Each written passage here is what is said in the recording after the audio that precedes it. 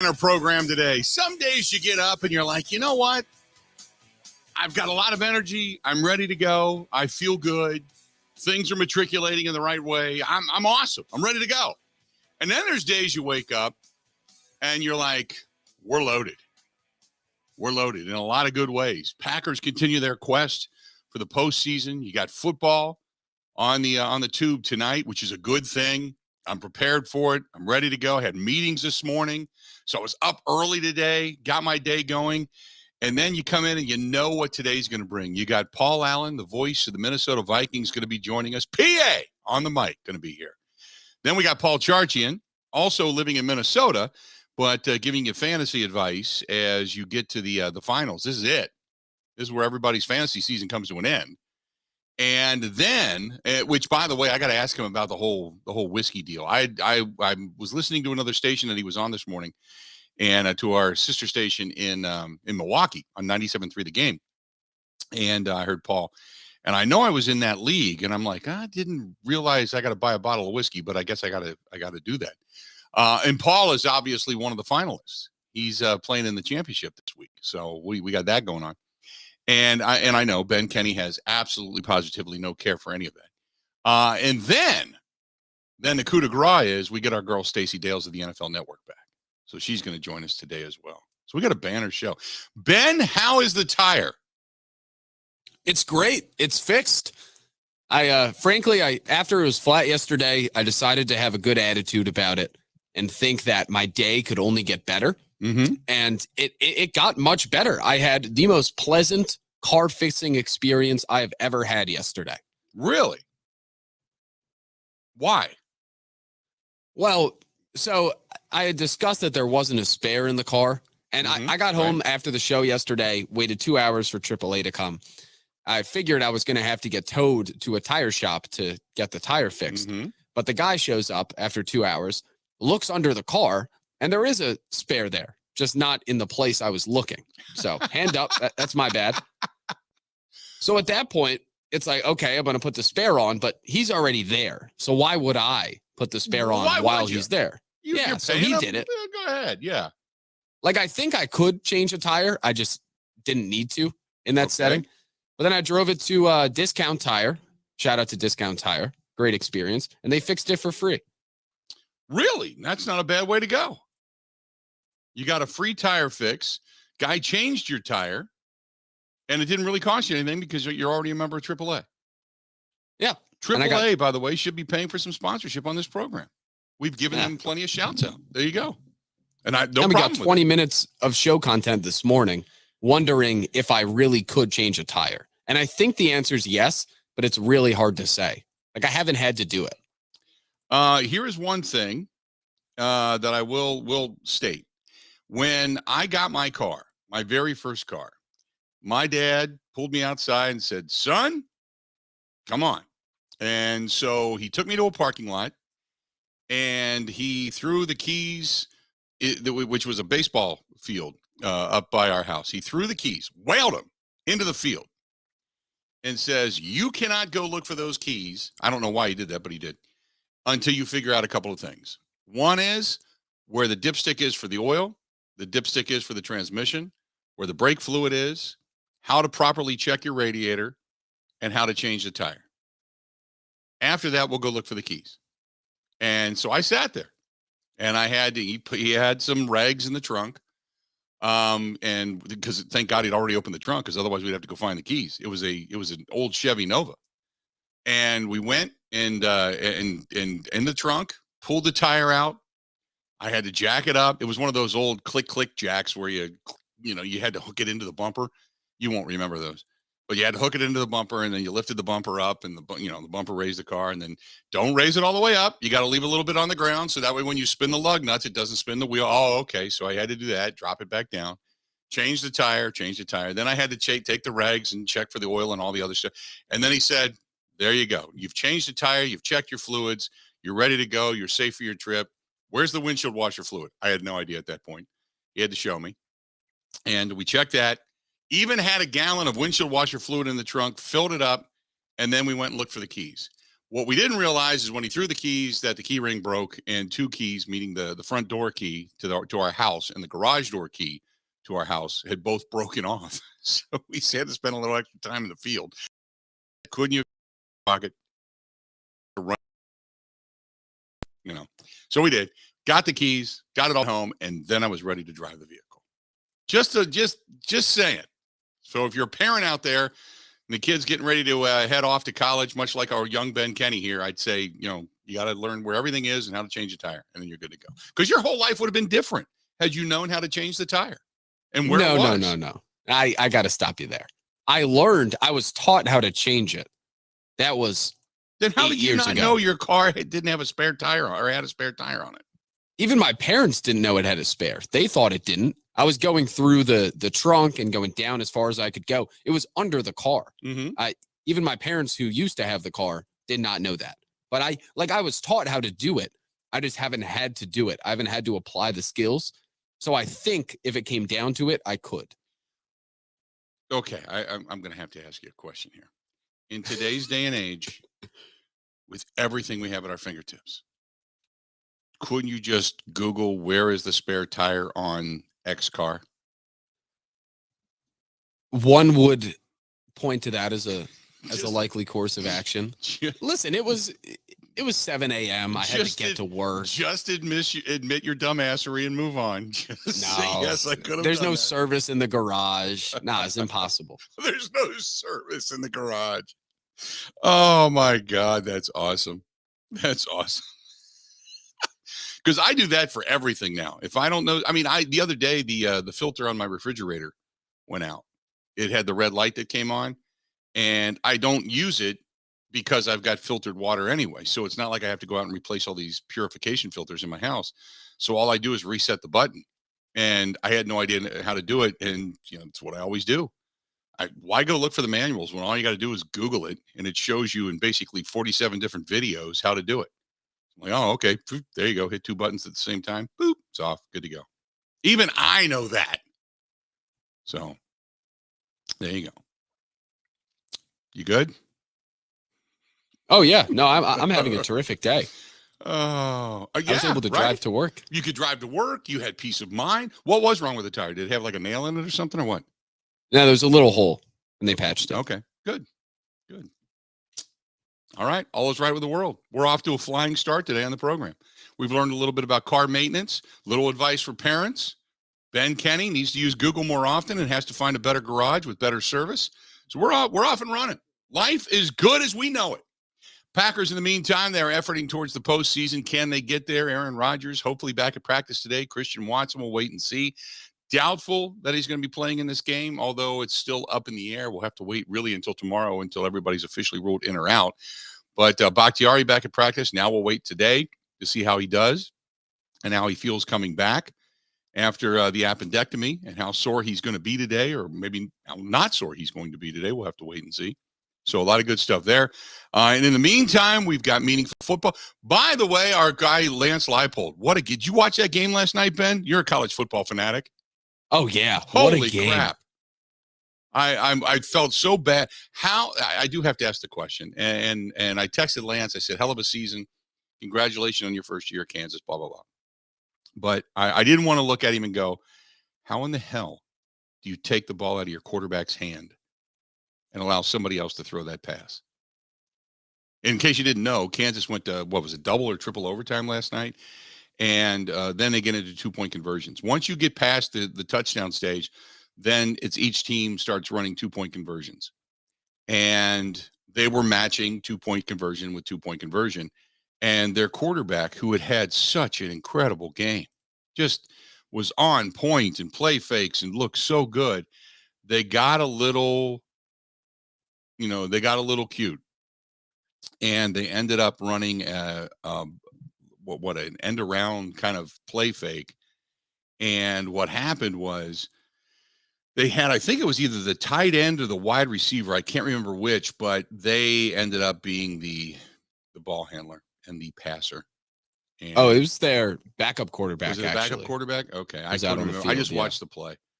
And I'm like, how do you take the ball out of your quarterback's hand, who has been so successful? And they did. and he throws a pass that had absolutely no chance of being caught. Didn't even get it in the vicinity of the receiver. And they ended up losing last night. Kansas fell 55-53 in overtime, and they ended up losing to Arkansas, so to an SEC team. But what a game. What, in 3 overtimes. What a game last night. Oof. What a great game. Daniels was so good for Kansas, and for whatever reason, they took the ball out of his hands at the end. So, anyway, that's it. That's it.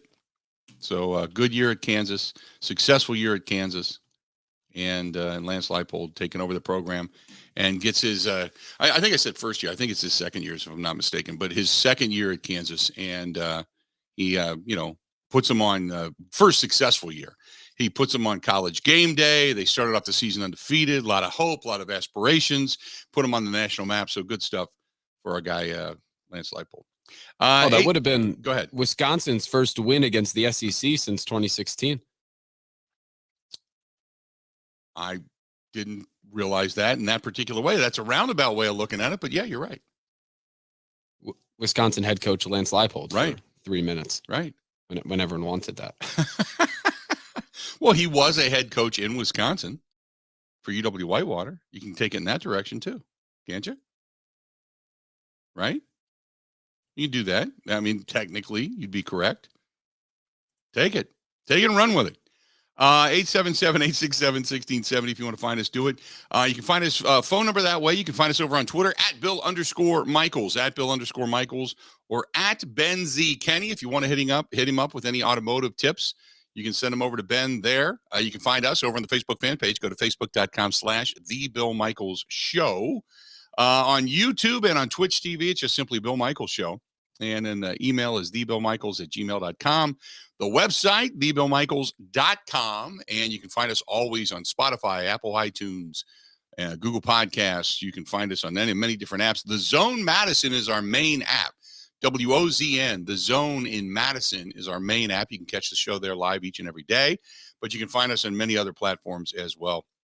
All you do is search Bill Michaels Show. So I get it all the time. Are we on Sirius? We're not on Sirius. But if you want to find us on some of the different apps, you can link them up to your car, run them through a, 1/8-inch plug, whatever it happens to be. You can, I'm sure, put us on in whatever vehicle or whatever, circumstance you have. So plenty of ways to find us. Dennis says, hey, congratulations to the Green Bay Packers. Their season is coming to an end. As a Vikings fan, we've had to put up with your crap for a long time. This is the way we're going to start the show today, by the way. So Dennis said, we had to put up with your crap for a long time. It is our time to rise, he says. We have taken the North, and we are going to go even farther. This is where the demise of the Green Bay Packers comes fast and furious, he says. Dennis is on point today. He says, coming up on Sunday, it's going to be the end, and Wayne Larrivee can claim the dagger into his own team. Paul Allen's a great guy. I can't wait to listen to him on your program today. I look forward to it. Skol. First of all, Dennis, I hate Skol. I hate your horn. Not a real fan. For a guy, I understand your optimism. That I do. But aren't you just a little cocky for a team that was getting beat 33 to 3 by the Indianapolis Colts at half? Aren't you just a little cocky? Yes, you came back and won the game. I'll give you credit for that. But aren't you a little cocky? Aren't you, just a little with a point differential of only +5 on a 12-win season? Aren't you just a little cocky? I would encourage you at this point to race over to U.S. Bank Stadium or even to the practice facility. Race over real quick. This is what you do. You race over there. Jump in your car. Don't stop at Starbucks. Don't go through a drive-through. Right now, jump in your car. Get over there. Pound on the windows if you have to. Get inside.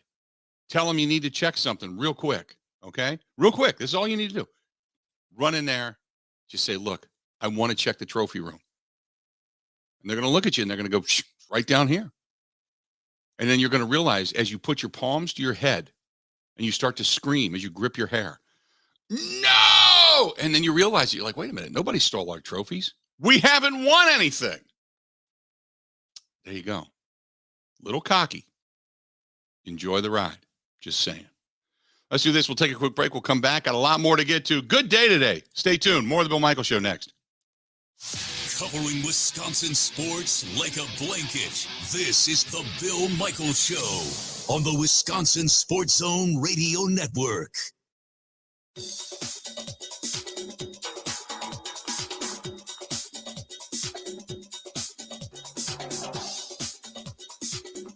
Bill Michaels will resume in 3 minutes.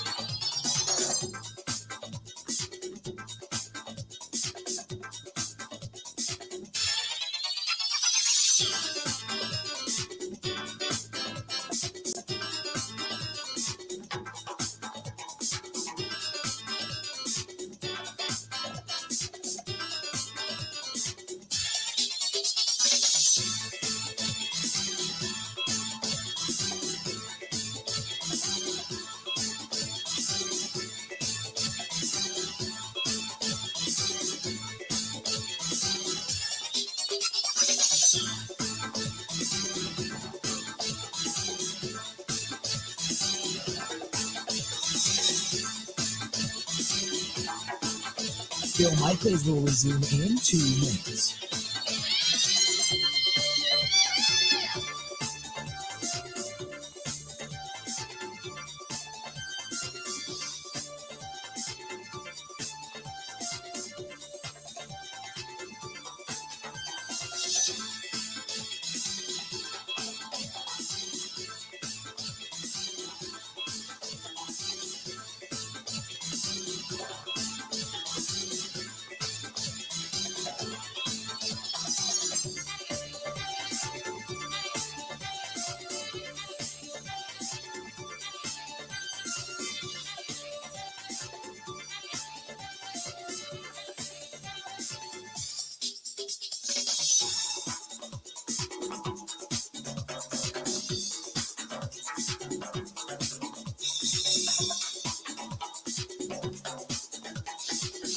Bill Michaels will resume in 1 minute.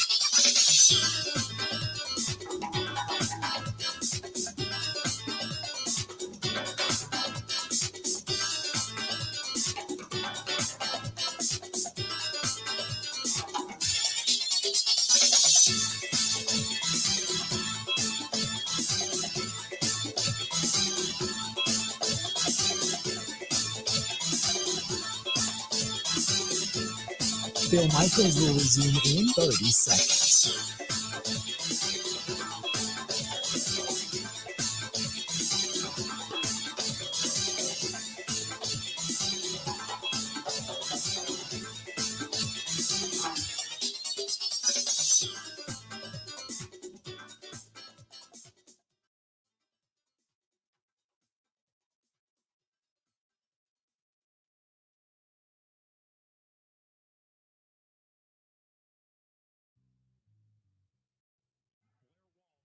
From 27 yards left hash.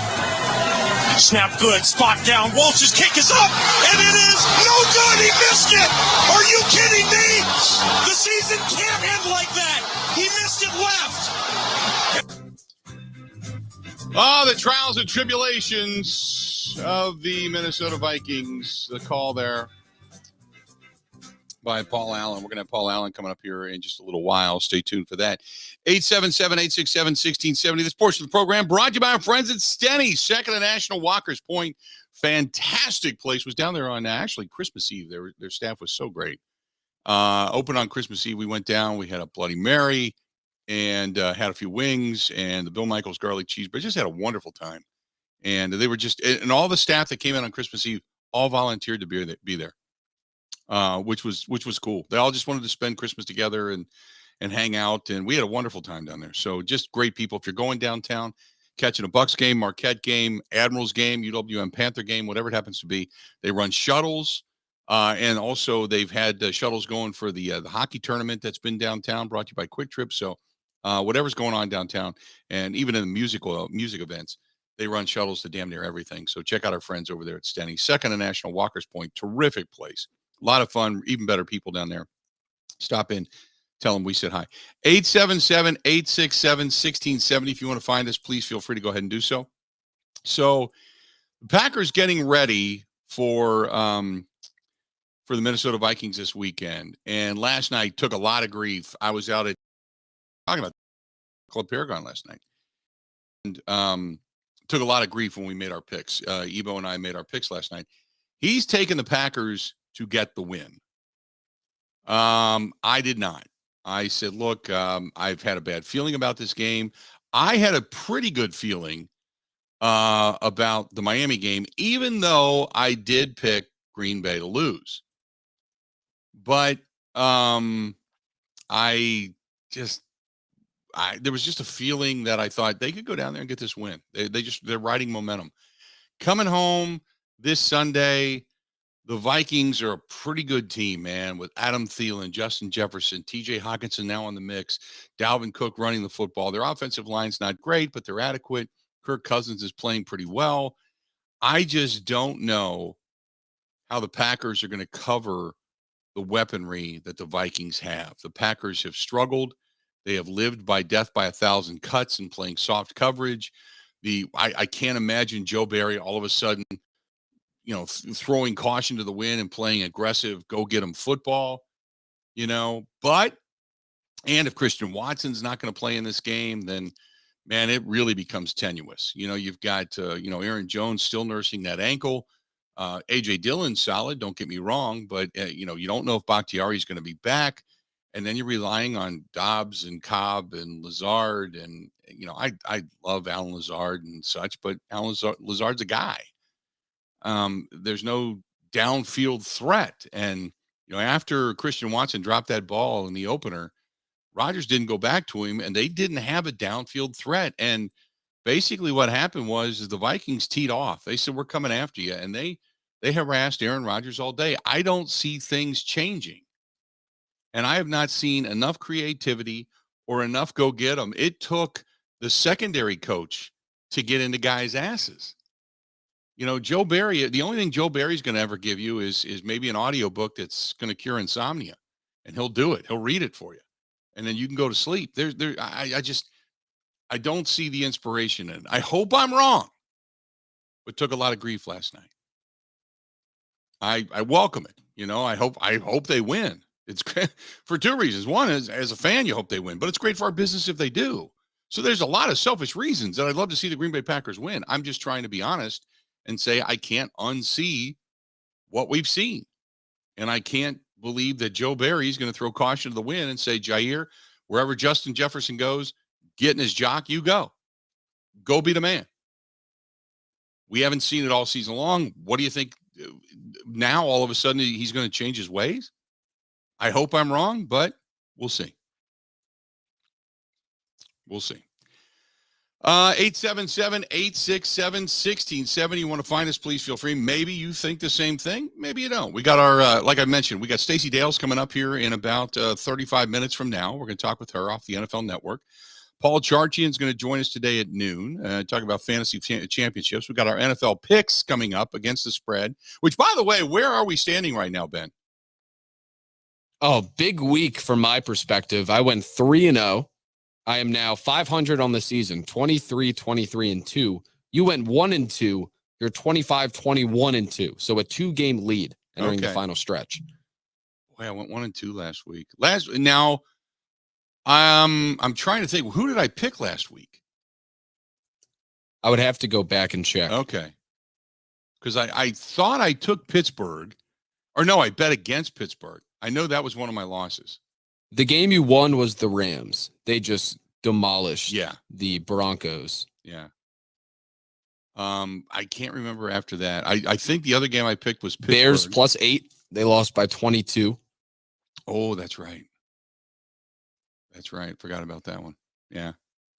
Bears will screw you every time. I tell you what, I was impressed. I thought that game in that cold, in the wind, it would have been a much closer game. Give Buffalo all the credit in the world for that contest because, man, it was I mean, I know it was maybe 4 degrees warmer down in Chicago, but it was a brutal day on Saturday. It was a brutal day. And I sat there and started watching that game.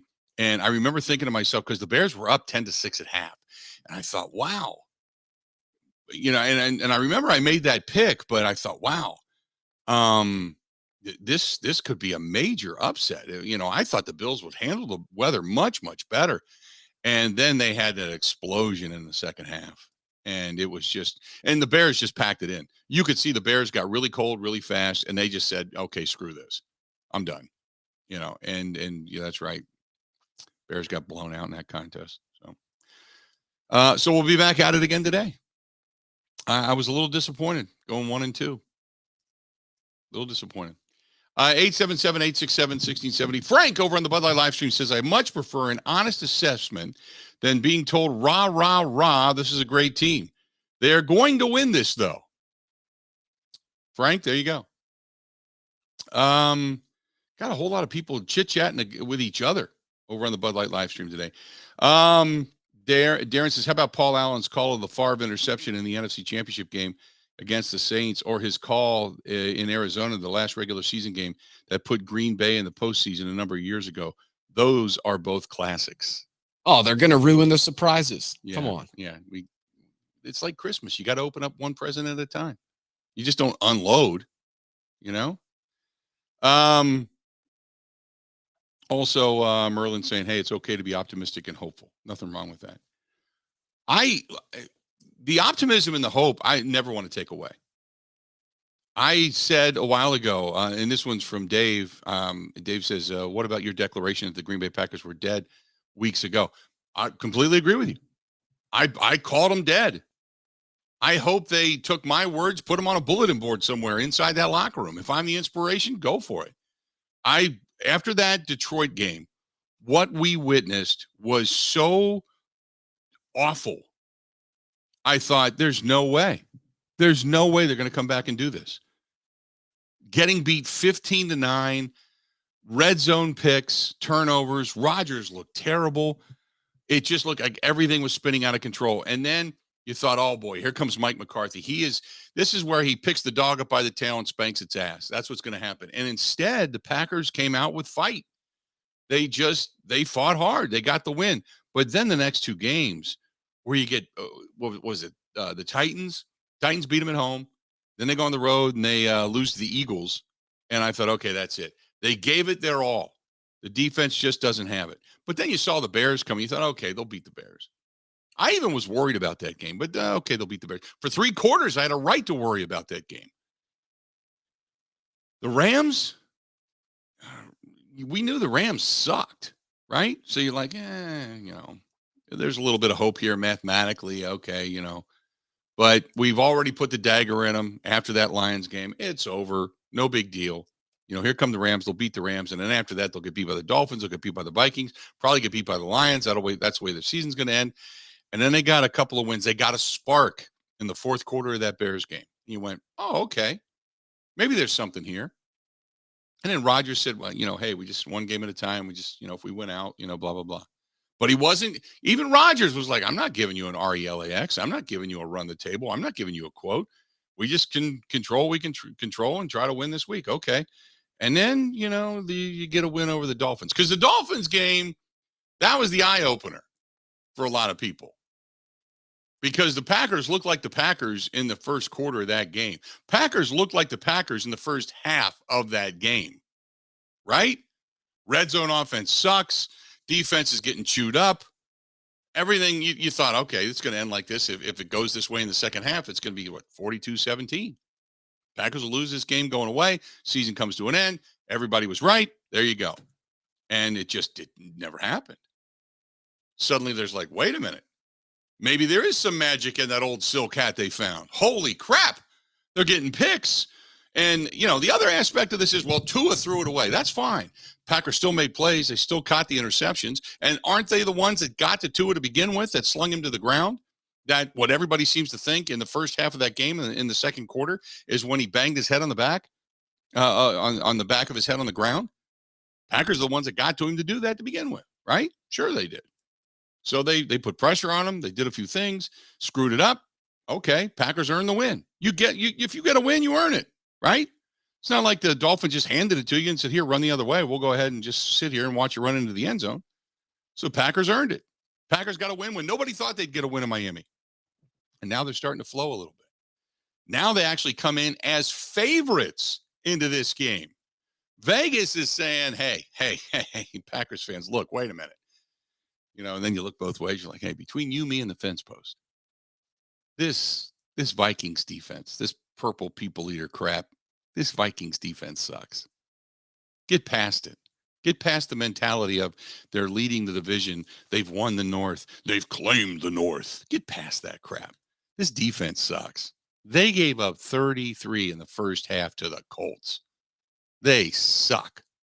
They're +5 in point differential with 12 wins. How's that happen? They suck. 5th worst scoring defense in the National Football League. Don't worry about it. You got Aaron Rodgers. You need Aaron Rodgers to be Aaron Rodgers. But then you're good. No worries. You're at home. You're good. So there you have it. That's where we're at. So I would gladly eat my words if the Packers got a win this Sunday. Be happy to. No problem. So far, I've been wrong. I'll admit that. I don't have a problem with it. There you go. 877-867-1670.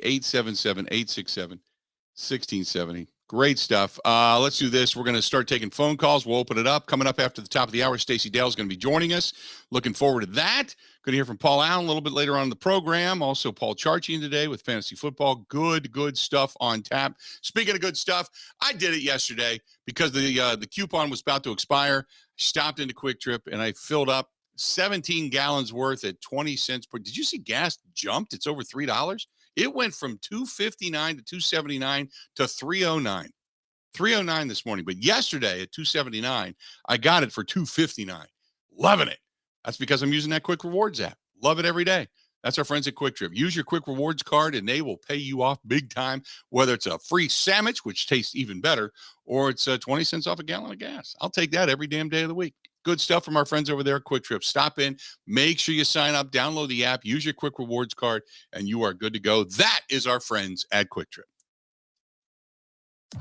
Covering Wisconsin sports like a blanket.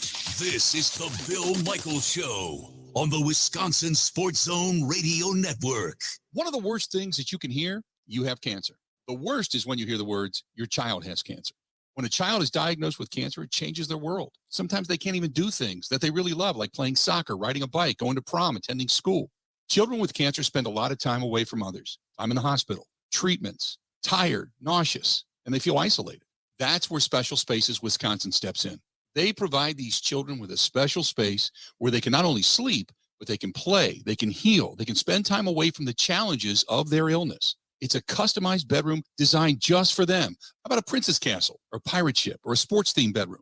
They transform that child's existing bedroom into a place that only he or she can imagine, a place for them just to be a kid. This effort is done with teams of dedicated volunteers and sponsors, just like our friends from Pella Windows and Doors of Wisconsin and all the community partners. If you'd like to find out more or to donate, go to specialspaces.org. That is specialspaces.org. Dress to the nines and get ready to shine, because this New Year's Eve, it's showtime at Potawatomi Casino Hotel. We've got an all-night bash featuring live entertainment and a champagne toast. Plus, with hundreds of slots and table games to play, the excitement never ends. Oh, and don't worry about parking. We've got you covered with free structure parking. This New Year's Eve, begin with a win at Potawatomi. More info at paysbig.com. Must be at least 21 years old. All schedules subject to change. Management reserves all rights.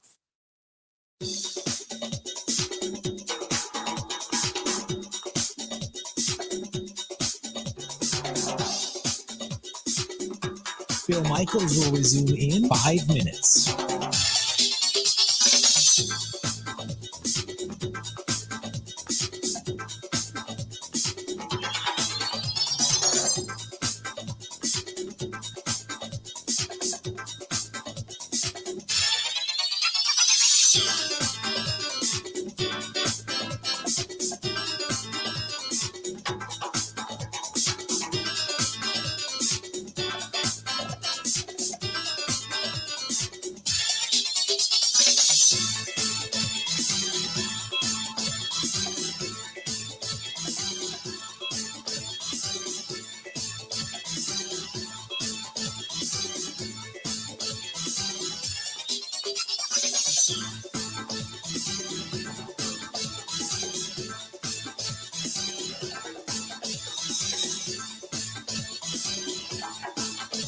Bill Michaels will resume in 4 minutes.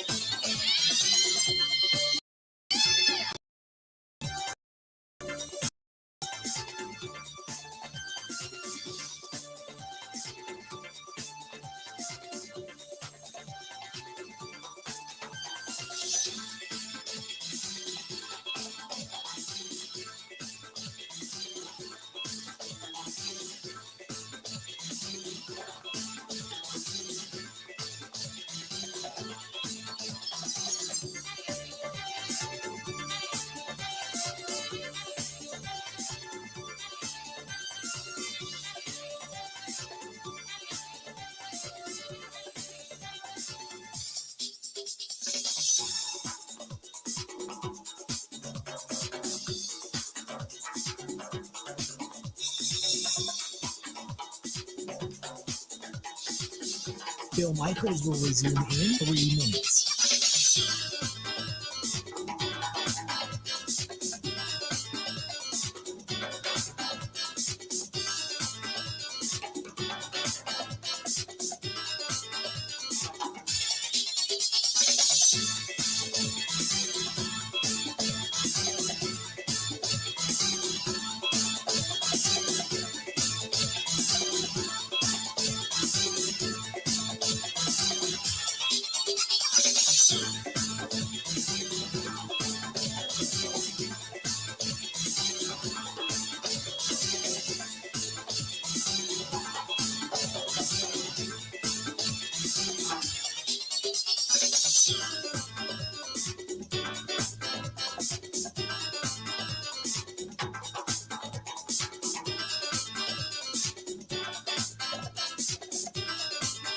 Bill Michaels will resume in 2 minutes.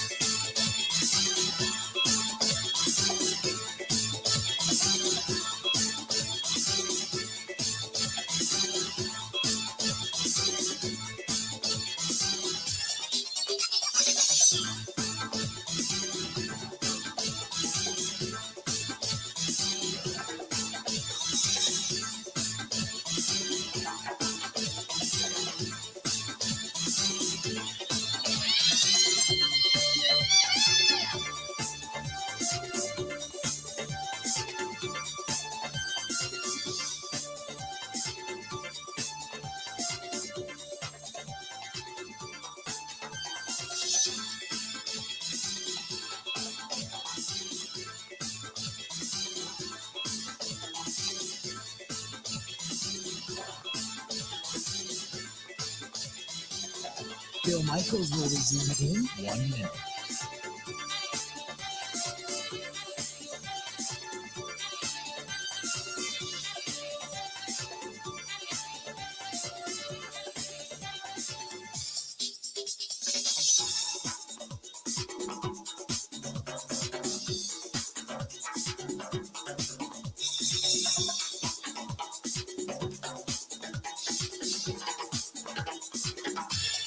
Bill Michaels will resume in 30 seconds.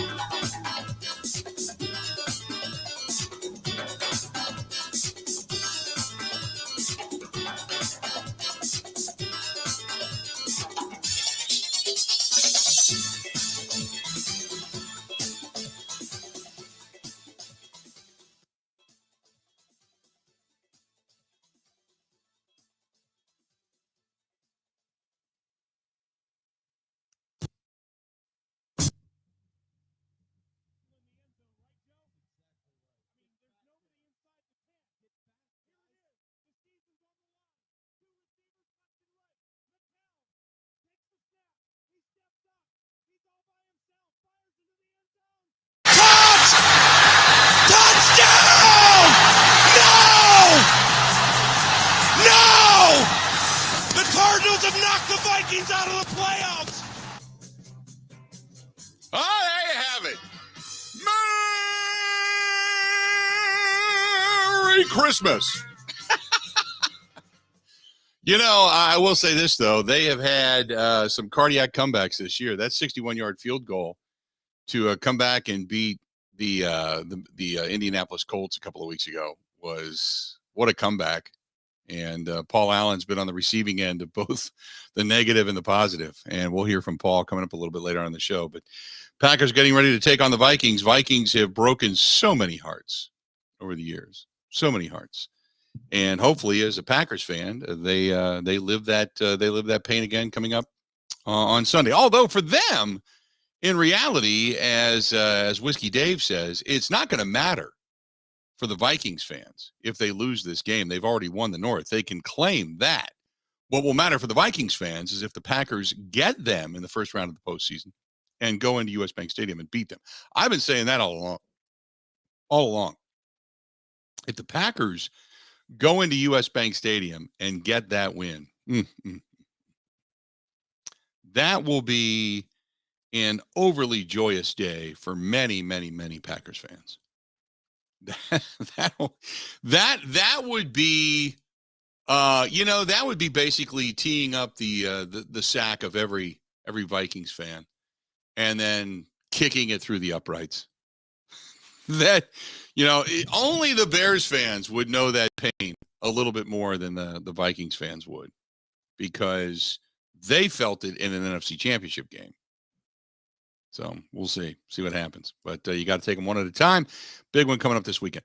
877-867-1670, 877-867-1670. Scott says the Vikings have been uncanny lucky this year. They have had, look, sometimes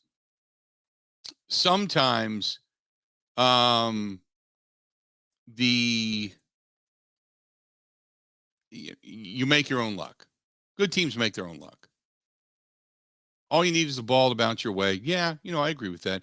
But even the year the Packers won the championship, but going back to 2010, 2011, you kind of create your own luck. Good teams, it happens for them. It's got to bounce your way the entire season for you to kind of win a championship. But I really believe in you create your own luck.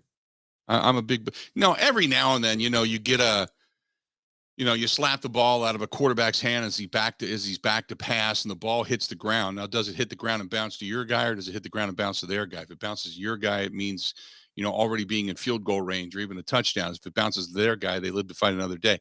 Things like that. That is more pure luck. Just luck of the bounce of the ball and an oblong ball. But I believe that, I look at it this way. You create your own luck. If the ball bounces to you, well, then you created it by actually getting to the quarterback to begin with. So good teams kind of create their own luck. Look, they've got 12 wins. I'm not going to knock them. 12 wins. They've lived by the skin of their teeth, but 12 wins. I mean, if we're Packers fans, wouldn't we take that right now? Sure we would, right? Do it in a heartbeat. 877-867-1670. Pack fan says Whiskey Dave doesn't know what he's talking about. This game is absolutely mattering to the Vikings fans. You don't think that the idiot fans will relish ending the Packers season if the Vikings win on Sunday? Oh, I completely. And if you've been listening at all to any of the Vikings radio, and I listen to Paul, I listen to those guys, and they take some calls, and I've been listening to some of the media up in Minnesota this week, and you better believe that Vikings fans want to end it. They want to be the ones. They're almost to the point where they're glad that this matters for the Packers, so they can be the ones to end it. Which you kind of talk yourself into it, because don't get me wrong. In the beginning, they probably said, great, Packers are dead. They're out of it. Nothing to play for. Vikings go in there and roll. They beat them twice in the same season. They put the emphasis on winning the North. Okay. Now it matters. So now the Vikings fans are like, oh, okay, maybe this team is pretty good. And then your next answer is, well, let's end their season. Let's end it. We're going to end it for Packers fans. Okay, great. What if the Packers win? Well, then we let them win. We already had it wrapped up. It didn't matter to us. Let them get into the postseason, because we would love nothing more than to end their season at US Bank Stadium if we face them in the first round. Okay. But I guarantee in the back of your head, if the Packers beat the Lions and everything falls into place and the Packers start to look like a football team again, and they're coming to your place, I guarantee in the back of your mind, you're like, man, we got this. It's going to be great to beat it. But the whole time you're thinking to yourself, holy crap. Rodgers is starting to play good football. Holy crap. Our defense sucks. Holy crap. Boy, I hope Justin Jefferson plays well. And then you're holding your breath in the last week, praying to God Justin Jefferson doesn't get hurt.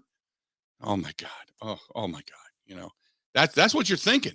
Because as a perennial loser for all these years, in the back of your head, something's going to go wrong. Something's going wrong, right? Something's happening. Here we go again. Damn Packers.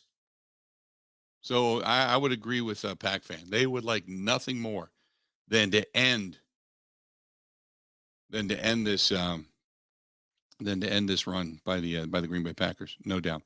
877-867-1670. Dennis says your opinion. Bill, will Rodgers be the Green Bay quarterback next season, the Packer next season? I believe so, yes. I would say that there's a chance that he's not here. But if I had to put percentages on, I'd say 90% of me says he'll be back, and maybe 10% of me says maybe they end up, trading him off or something like that. But is he coming back? Absolutely, he's coming back. I can't imagine Rodgers not coming back. This whole talk that got into the will he or will he not started with Mark Schlereth on the Colin Cowherd show saying, no, this is it for Rodgers. You can tell. I just a gut feeling this is the last round. No, I'm sorry, but and I love Stink, but no, Rodgers is coming back. I don't doubt that for a second. Stay tuned. More of the Bill Michaels Show next. Ready? This is the Bill Michaels Show on the Wisconsin Sports Zone Radio Network. Wisconsin isn't snobby, snooty, or pretentious. It's Midwestern charm at its finest. And that's exactly what Forgotten Fire Winery in Peshtigo is all about. Fun in a bottle without the attitude. You can find their full wine and cider lineup in their tasting room or in liquor and grocery stores throughout the state. The winery is a great place to get away for wine and cider tastings, great live music, and private events all year long. Remember, any time is a great time for Forgotten Fire wines and ciders. Wisconsin wine made from Wisconsin people.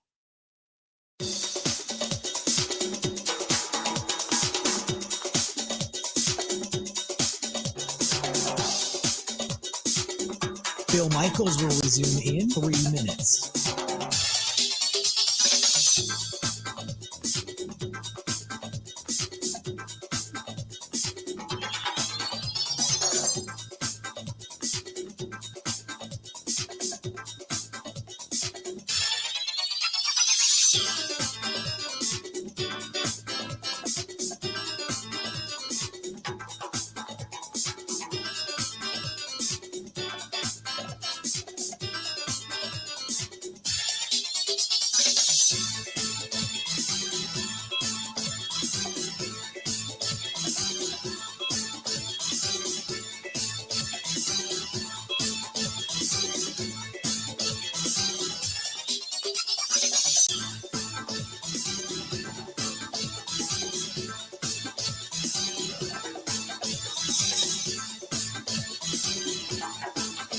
Bill Michaels will resume in 2 minutes.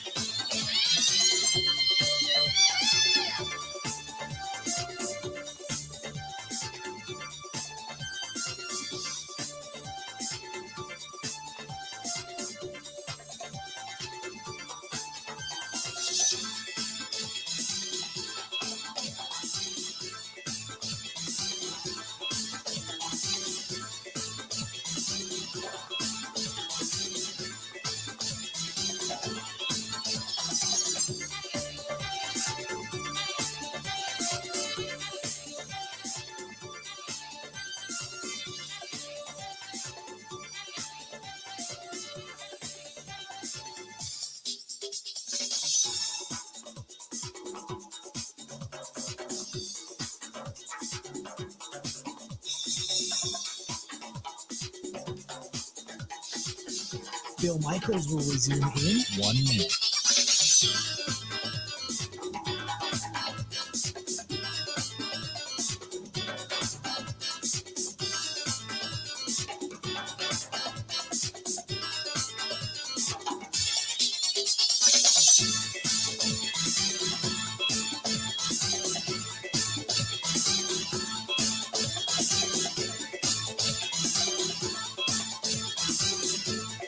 Bill Michaels will resume in 30 seconds.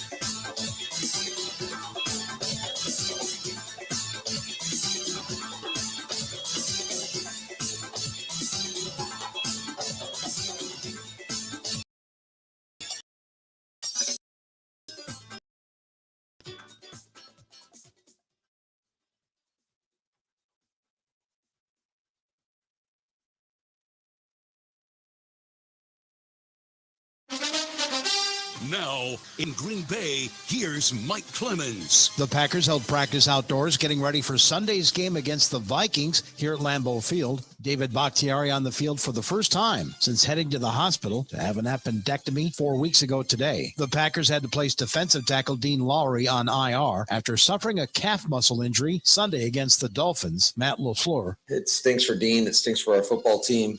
You know, he's been such a consistent presence, and just not only how he prepares and practices and how he is as a teammate, but his production on the field. And, you know, it's a void, and the other guys are going to have to step up. Last March, the Packers decided to release linebacker Zadarius Smith after missing 16 games with a back injury. This year, Smith has played in every game for the Vikings and has 10 quarterback sacks. I asked Aaron Rodgers, how much has this team missed Zadarius Smith this year? I mean, didn't play a whole lot for us in the previous year. He played real well in the playoff game against San Fran, but Z basically played the first game about, I don't know how many snaps. It wasn't the whole game. He didn't play till the playoffs, so we didn't get a real healthy Z for most of the season. And then a bit of irony, the winner of the Bart Starr Award was announced yesterday. It's Vikings quarterback Kirk Cousins for his community service off the field. I did have a chance to meet Bart Starr. It was 2013, week 2. We played at Green Bay. He was there for the game, which at that time I don't think he was coming for many games. So it was unique that he was there. And we took the field as a visitor team, and he was standing by the Packer tunnel waiting for their team to take the field. And we were just standing around waiting. So I said, you know, I may never get to meet Bart Starr again. So I ran down towards their tunnel and just tapped him on the shoulder and shook his hand, introduced myself, and just told him, well done. So to win an award that has his name on it is a great honor. That's Vikings quarterback Kirk Cousins. In Green Bay, I'm Mike Clemens on The Bill Michaels Show.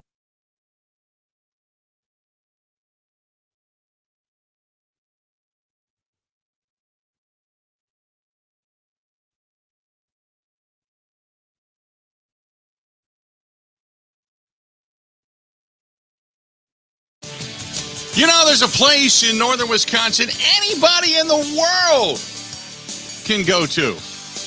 You got something, whether it's canvas, boats, covers, upholstery, furniture, specialty furniture, whatever it happens to be. Our buddy Dwayne from Dwayne's Cover It All, he got you covered up there.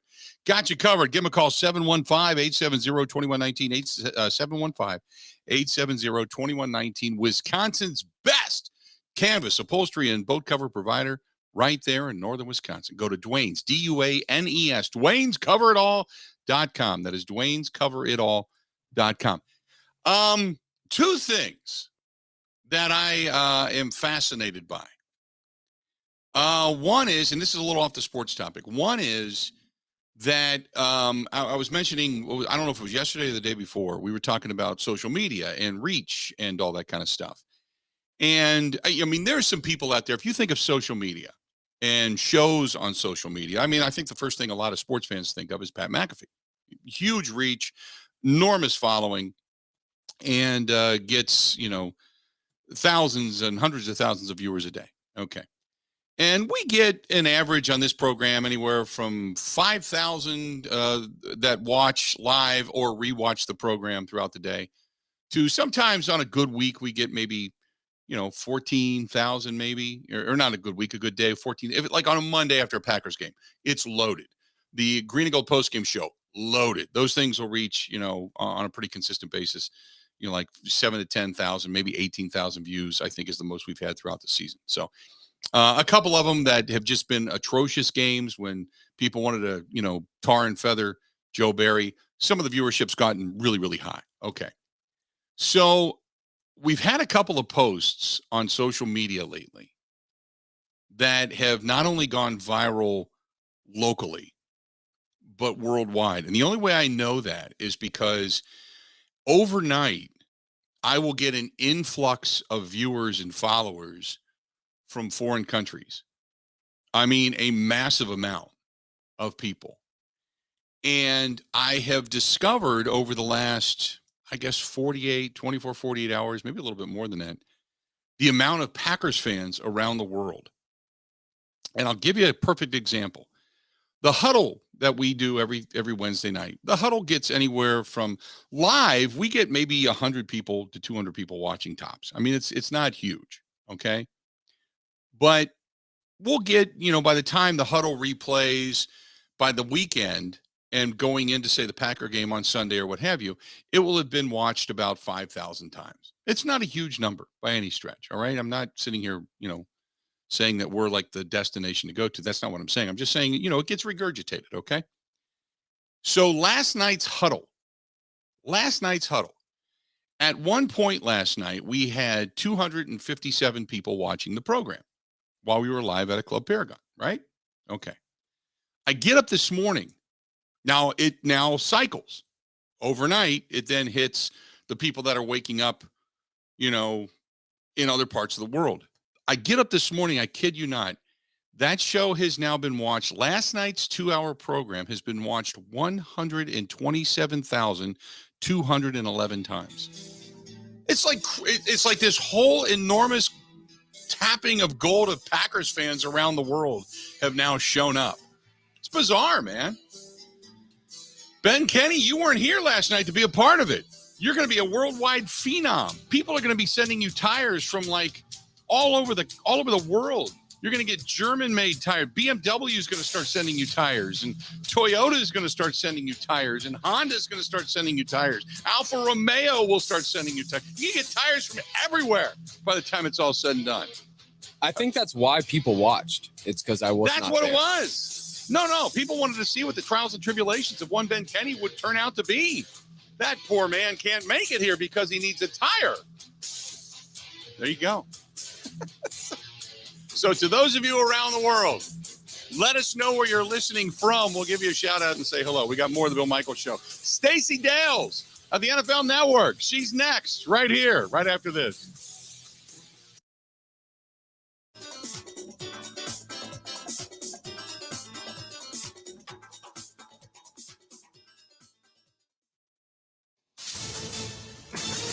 This is a Wisconsin Sports Zone update. Well, Aaron Rodgers can add another injury to his list of ailments this season. The Packers quarterback missed yesterday's practice with a knee injury he suffered in the win over the Miami Dolphins. Rodgers was asked, though, will it jeopardize his start Sunday against the Vikings? I don't.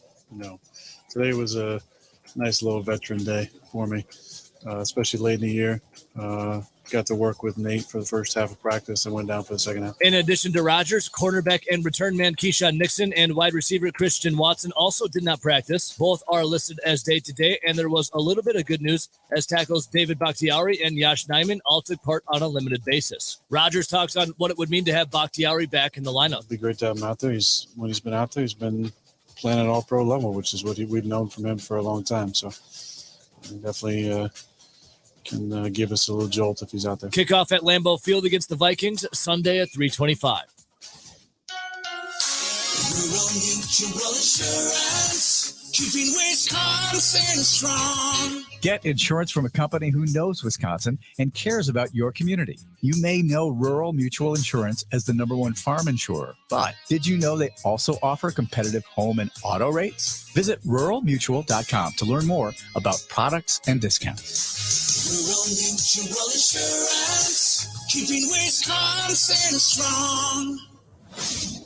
Despite Giannis Antetokounmpo matching his season high of 45 points and the Bucks leading by 15 minutes early in the fourth quarter, the Deer would go to overtime in Chicago against the Bulls and fall 119-113. The Bucks now sit third in the Eastern Conference at 22-12 behind the first-place Celtics and second-place Nets. We'll get back into action tomorrow night when they host the Timberwolves at the Fiserv Forum. And finally, Wisconsin basketball returns to play tomorrow when they host Western Michigan. For the Wisconsin Sports Zone Network, I'm Ebo.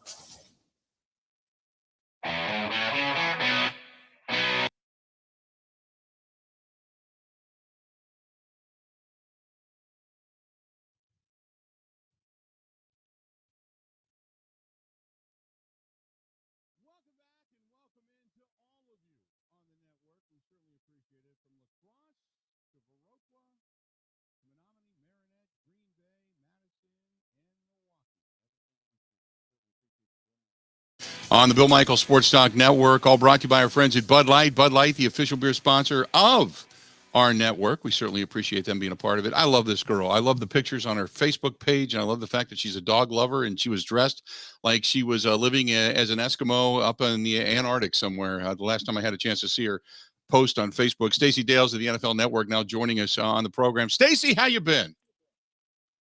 Bill, good to be with you. Happy New Year and happy Hanukkah, happy Kwanzaa. What else can I throw in? It's it's been another interesting year in the NFL, and here we are in Week 17. It is a happy time if you're a Packers fan, because you thought after that Detroit Lions game all hope was lost, but here we are talking about the possibility of them getting into the postseason. And Stacey, you've watched a lot of NFC North football over the years, and this was probably one of the teams that you went, whoa, I don't even think this team's worthy of being there. And all of a sudden, here we are.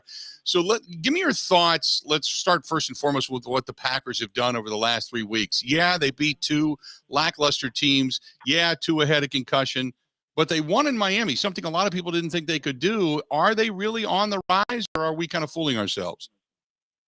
Well, so you know me, Bill, I never count out Aaron Rodgers. I never have. They start 4-8. They're now 7-8. They've won 3 in a row. They're one of 3 teams that are 7-8, Detroit and Seattle, the other 2, and they're trailing basically Washington, who's 7-1 for a number 7 seed. Are they as good? So my point being, are they as good as any of those teams? Yes, they are, because they have the quarterback and an offense that has finally started developing, and Christian Watson, we'll see if he plays this week with the hip injury, but Aaron Rodgers is more efficient when he's on the field and has played better football. He's been their best receiver since week 10. And Dillon and Jones are their 2 overall best offensive players. So the development of these young guys, they've been patient in Green Bay, I guess I would say. And yeah, I'm a believer right now because of the quarterback. The defense is playing better. In their 3-game win streak, the defense has been better in terms of keeping teams out of the end zone. And, I don't disparage against opponents in the NFL because and in any given week, you're challenged. I just had, the Bills and the Bears in Chicago. That was my game assignment last weekend. And you expected the Bills to win, but you see a quarterback in Justin Fields who's dynamic. I mean, there's always something. There's always some factor, the weather, whether it be the weather or dynamic players or, hey, it's just our week. And so I still think they now have a shot. I mean, they basically have to win their final 2 games and hope for Washington to lose one of their 2 games. And that's very possible because they say what you want about Cleveland, but they do play Dallas in their final week. And Dallas is a pretty good football team, as you know. I go to the Minnesota Vikings side of things, and I start to look at all these teams that lead their division in point differential. Now, the only one that's awful is down there in the NFC South, and nobody is in a positive state. But I look at the Vikings, they're +5 in point differential, but yet 12 wins on the season. They have won it in very much a cardiac way, but they have the 5th worst scoring defense in all of football. I mean, how are they getting it done?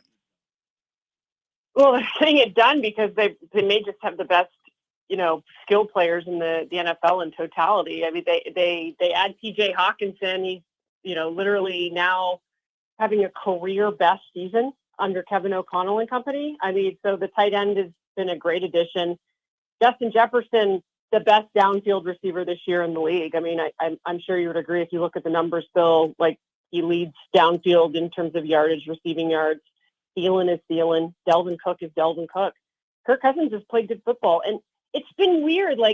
So the oddity for me is I do cover, especially early in the year, a lot of the NFC North. I've barely had Packers games because of the woeful nature of the way things went for them early on.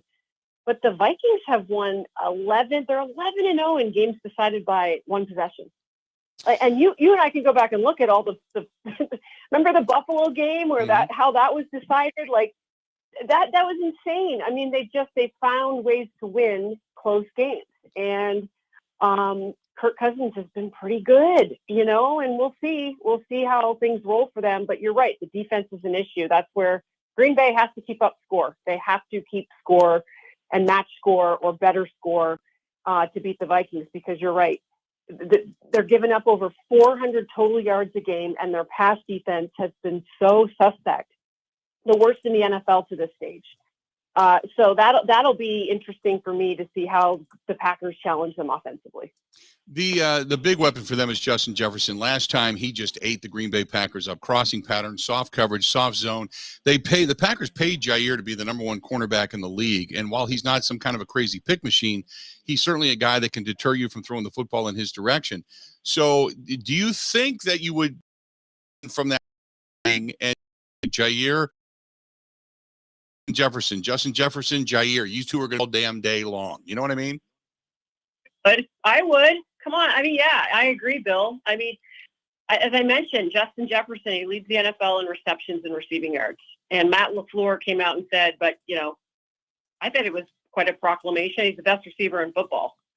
He's so damn hard to defend. Mm-hmm. You've seen so many different coverages against this guy. I remember I had him in London, I think it was week 6 or so, somewhere around there. And just the way that the opposition has tried to defend him, whether it be 1, 2, 3, the coverage, he dictates the coverage. So, yeah, but Jair's had a pretty decent year. I mean, he's got 5 picks, which it's a career high for him. I love this Pro Football Focus stat on him. He's 5th in the NFL, I believe, in terms of cornerbacks and in defending, like as far as opposing quarterbacks and their passer rating. I mean, he's defended at a 71 passer rating clip against opposing quarterbacks, which is really good. And I think they're going to stick together like flies on what throughout this game. I want to go around the rest of the NFC. Jalen Hurts probably not going to be playing this weekend. I would assume he's not going to be. They have pretty much everything locked up. They still have something to play for, obviously, to solidify that number 1 overall spot. But give me your thoughts on, with some of these quarterbacks ailing, you look at a guy like Lamar Jackson. He is still ailing. Jalen Hurts is still ailing. Dak Prescott has not played well, although last week he finally started to play well enough to really take some of the critics' heat off of him. They got a big one coming up tonight. But then you got guys like Joe Burrow. You got Josh Allen. You've got Patrick Mahomes. These guys are starting to play pretty well. So some quarterbacks are ailing. Some quarterbacks aren't. How do you treat all of this going into the postseason, knowing you're going to be a playoff team, but knowing that your key guy, your franchise guy, has to be healthy and has to be at 100% going into it? Yeah, I think it's a great point you raised, Bill. And I actually have the Eagles this week against the Saints in Philly. And so Jalen Hurts, I don't want to declare one way or the other if he's playing. My gut instinct is that he might, because he really wanted to play against Dallas last week. Gardner Minshew got the start and had a pretty darn good day, actually, with 355 pass yards. But I think you have to be cautious. So if he can't play Jalen Hurts football, you don't put him in there. Now, the query that you're facing, as you talk about right now, it's like, okay, how important are these games for teams like Minnesota and the Eagles? Well, if the Eagles win, they win their division outright. So this game would determine that. And they also clinch the number 1 seed.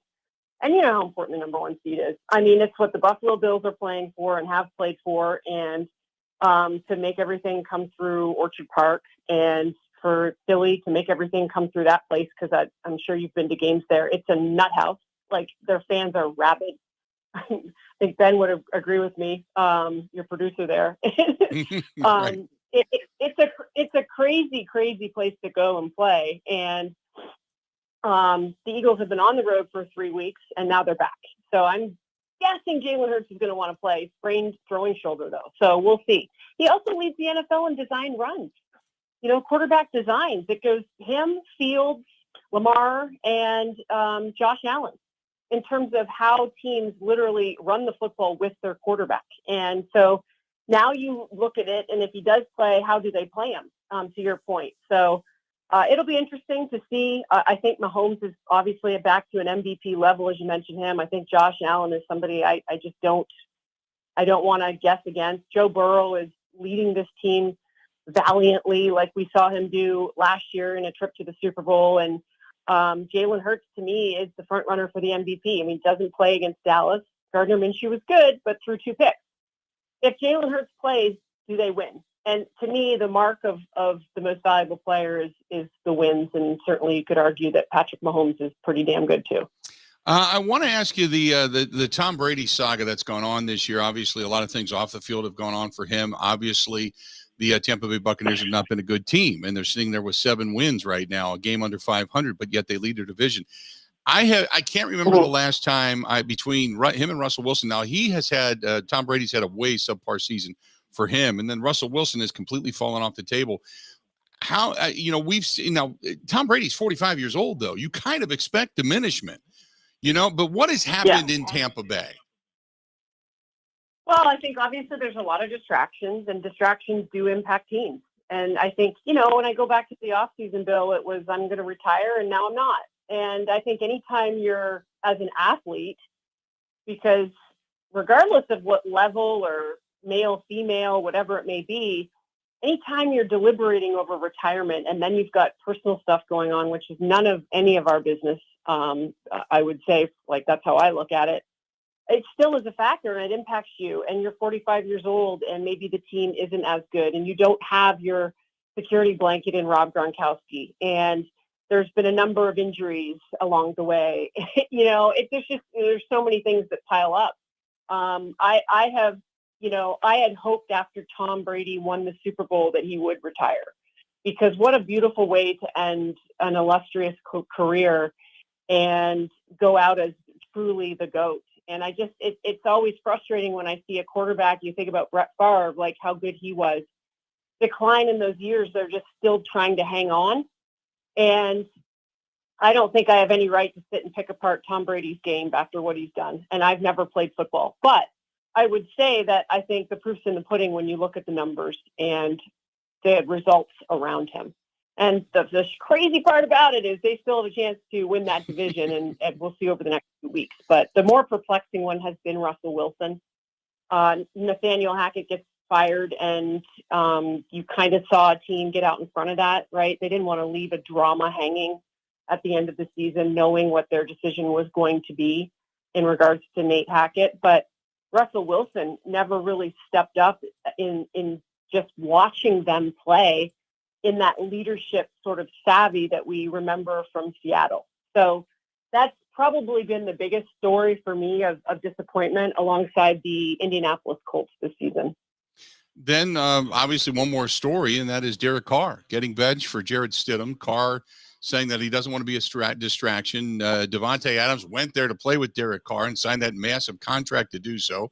Carr could be out with no real financial ramifications at the end of the year. Josh McDaniels, again, as a head coach, not getting the job done. You talk about a train wreck right now out in Las Vegas for a team that was one pass away from beating Cincinnati and on their way deeper into the postseason last year to where they are now. Boy, what a fall off for them as well. Yeah, Bill, this one is so perplexing to see, in this news revealed this week with Derek Carr now basically outing himself from the facility. Like, this is some drama. And I've covered Derek, and I think he's a lovely person. And it's just a weird deal. I have a couple buddies that work with that team, and throughout the course of this season, like, the kind of message that I've gotten, like, we weren't supposed to be this bad. Like, we are very talented. This is a really talented football team. And it is shocking when you look at some of the talent they do have, and obviously they've had injuries, but I'd be really curious to sit down with Josh McDaniels, as you talk about it, who had his, ups and downs and oddities with the quarterback position. Remember the whole Tim Tebow thing in Denver? Right. I just don't know. It's when you're not always in the building, it's kind of hard to put a pulse on everything.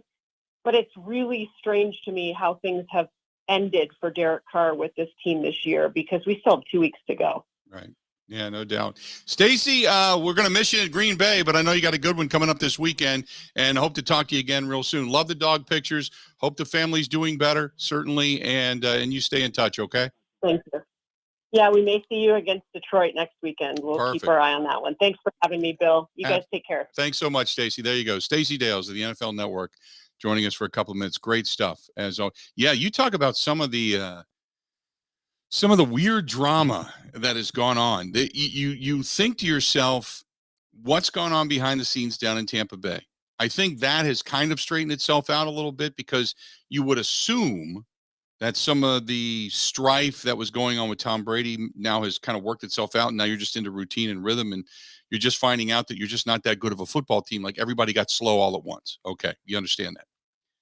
Then you look at what's going on with Russell Wilson and you think, boy, what did Seattle know?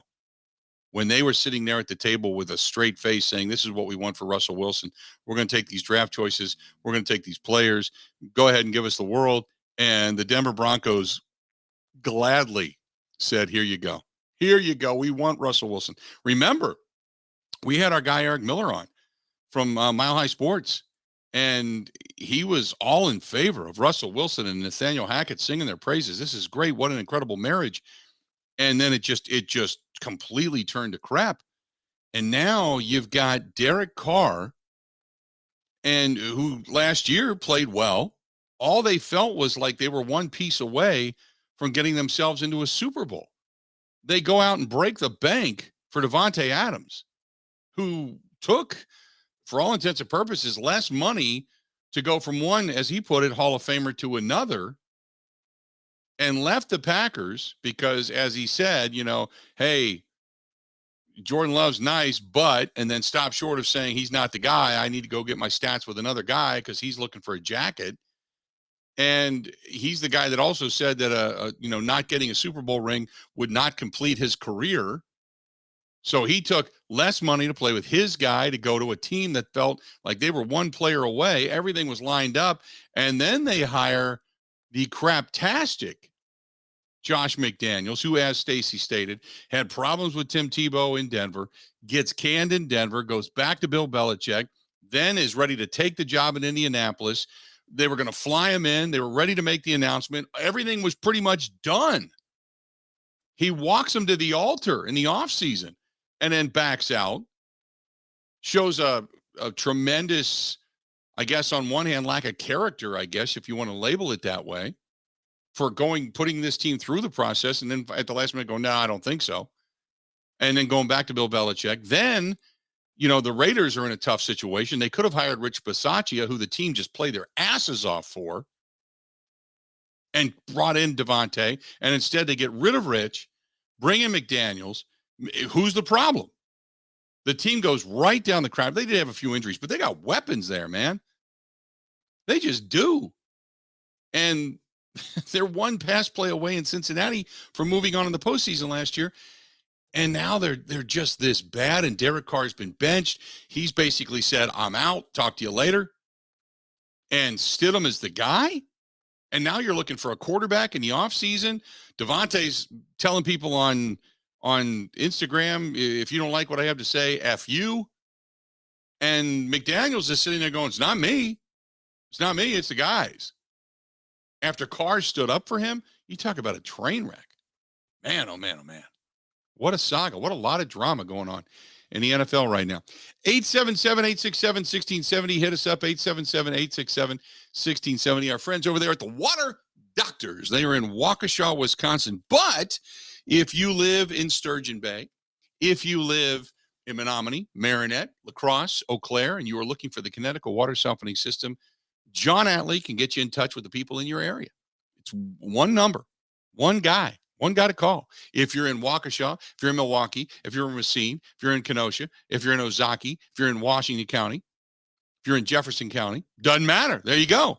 It's our buddy John Atlee, 262-549-7733. The reason you call John is because he also donates money to Custom Canines in the Service Dog Academy. They implore you to do so as well. Helps veterans in need of service dogs, therapy dogs, and such. They support that as well. So not only is it a great product in the Connecticut water softening system, something I have in my home and I use every day. I notice it and I thank myself for saying I'm going to go in that direction every day because I love it. But they also do something really good for the community. That's Water Doctors, H2ODoctors.com, H2ODoctors.com, or call them 262-549-7733, 262-549-7733, 262-549-7733, or go to H2, the letter O Doctors, H2ODoctors.com. More of the Bill Michaels Show next. This is the Bill Michaels Show on the Wisconsin Sports Zone Radio Network. Hey, folks, I need new windows. Baby, it's cold outside. So where do I go?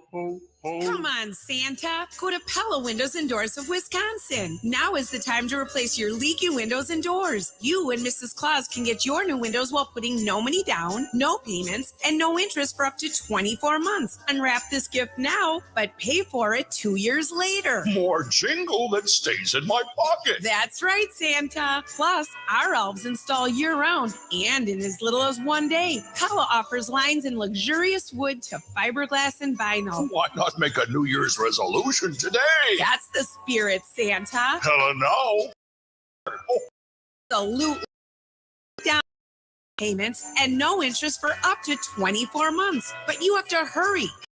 Offer ends December 31st. Schedule your free consultation today at PellaWI.com. Dress to the nines and get ready to shine because this New Year's Eve, it's showtime at Potawatomi Casino Hotel. We've got an all-night bash featuring live entertainment and a champagne toast. Plus, with hundreds of slots and table games to play, the excitement never ends. Oh, and don't worry about parking. We've got you covered with free structure parking. This New Year's Eve, begin with a win at Potawatomi. More info at paysbig.com. Must be at least 21 years old. All schedules subject to change. Management reserves all rights.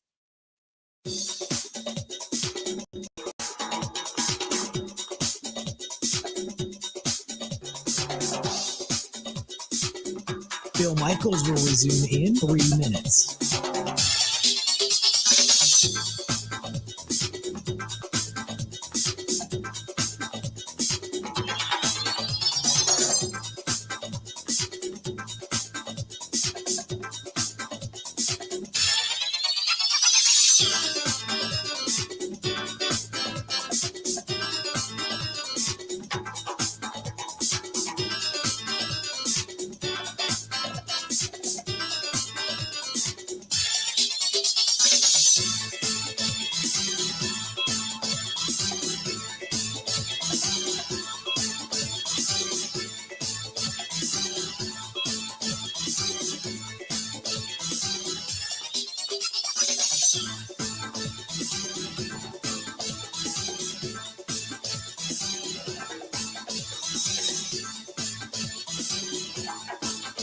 Bill Michaels will resume in 2 minutes.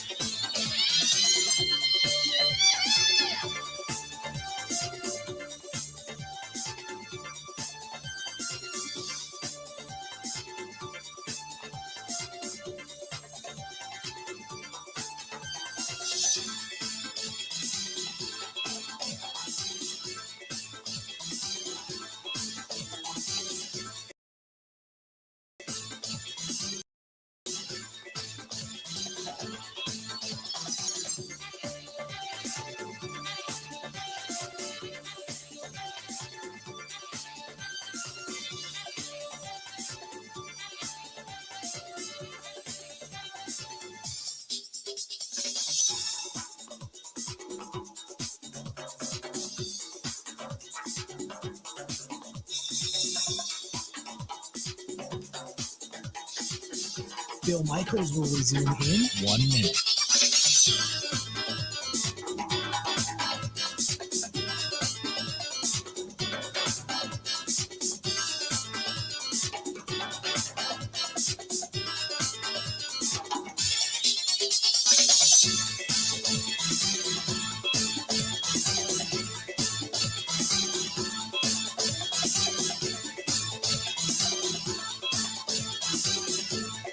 Bill Michaels will resume in 30 seconds.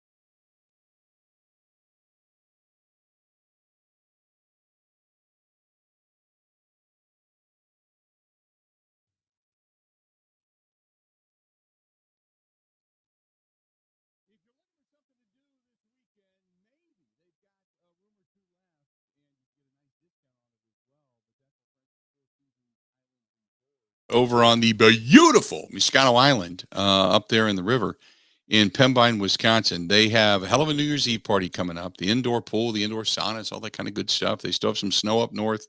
The sled trails are open, all that kind of good stuff. And that's at the Four Seasons Island Resort. You can go into Iron Mountain, Michigan. You can go to their sister resort over there at Pine Mountain, do a little skiing if you choose to do so.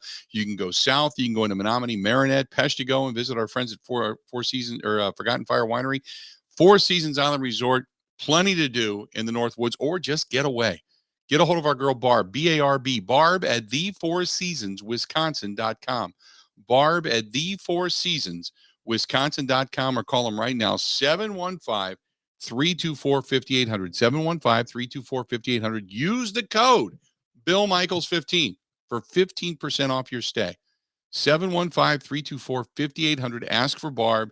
And even if it's not for, say, this weekend, they still have the Chocolate Festival coming up. They got the Al Capone's birthday weekend, which is kind of cool. They got all kinds of different stuff going on at the Four Seasons Island Resort up in Pembine, Wisconsin. So get a hold of them and give them the code BillMichaels15 for 15% off your stay, and get a hold of Barb now. Good stuff. And our friends at the Four Seasons Island Resort. By the way, some news. Keyshawn Nixon is going to practice, according to Matt LaFleur, today. So that's good news, as the Green Bay Packers set to take back to the practice field today as well. So nice stuff there. Waiting, we should see as to whether or not Aaron Rodgers is back in the practice field after having that knee banged up a little bit. There is still some decisions to be made, you would assume, with guys like Christian Watson, David Bakhtiari. Even though he was back at practice yesterday, Bakhtiari was. You wait and see. As we talked to Wayne Larrabee yesterday or 2 days ago, Wayne said, you wait until the Friday report if guys are fully practicing or not before you determine whether or not they're actually going to play in the game. So I think, and he's right. I mean, experience-wise will tell you, wait till Friday to see what they're actually going to put out when it comes to the injury report. So we'll see. But good news is Keyshawn Nixon back today, the returner for the Green Bay Packers. And you hope that whatever he tweaked on Sunday, they pulled him as more of a precautionary measure to give him a little more time to rest and not further injure the groin than it was he further injured the groin and he had to sit. And now he's feeling a little bit better, but he's still not 100%. So we'll see. We'll see how he does. But good to have, or good to see Keyshawn Nixon is back. 877-867-1670. Let's do this because we went really late with Stacey. We got a break here at the bottom of the hour, and then we'll come right back. We'll get into the phone calls, and we're going to open up the phone lines. 877-867-1670. 877-867-1670. Also, get in your fantasy football questions right now. Coming up at the top of the hour, Paul Charchian. If you are in the finals of your fantasy football league, and this is it. If you're in the finals, and you got a question, get a hold of us. Paul Charchian is going to be answering your questions coming up just after the top of the hour as well. This portion of the program brought to you by our friends at Bud Light. They're the official beer sponsor of the Bill Michaels Sports Talk Network. Next Wednesday night, we're going to be down at the Mecca Sports Bar and Grill in the Deer District coming up next Wednesday night. Looking forward to it. It's going to be our final appearance down there this year, so come on out and say hello. That's going to be next Wednesday night. It's all brought to you by our friends at Bud Light, the official beer sponsor of the Bill Michaels Sports Talk Network. Covering Wisconsin sports like a blanket. This is the Bill Michaels Show on the Wisconsin Sports Zone Radio Network.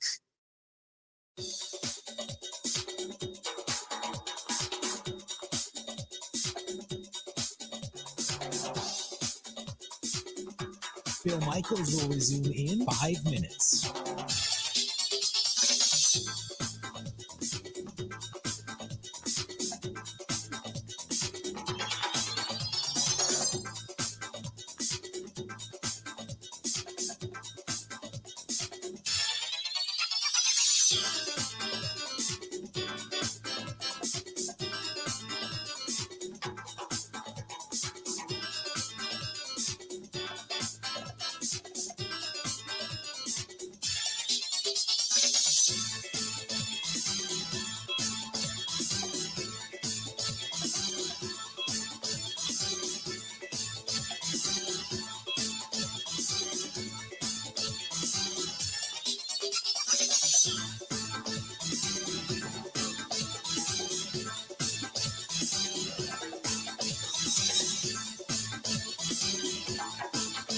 Bill Michaels will resume in 4 minutes.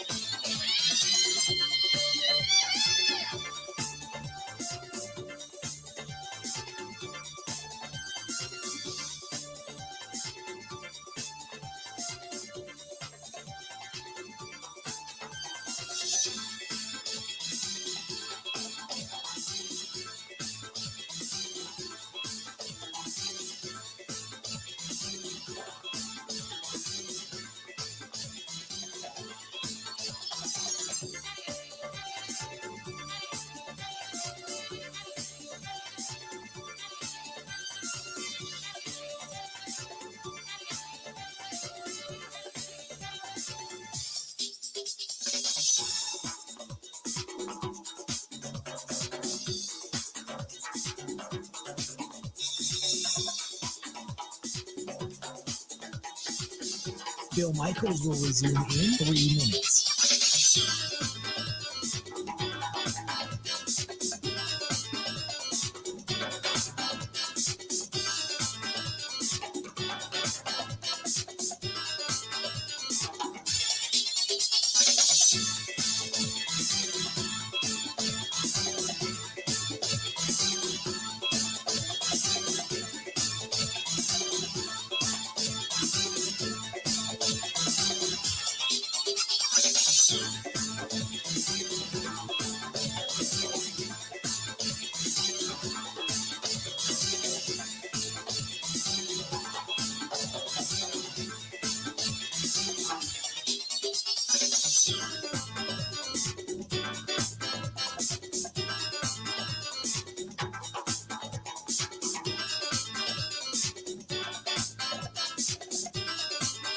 Bill Michaels will resume in 2 minutes.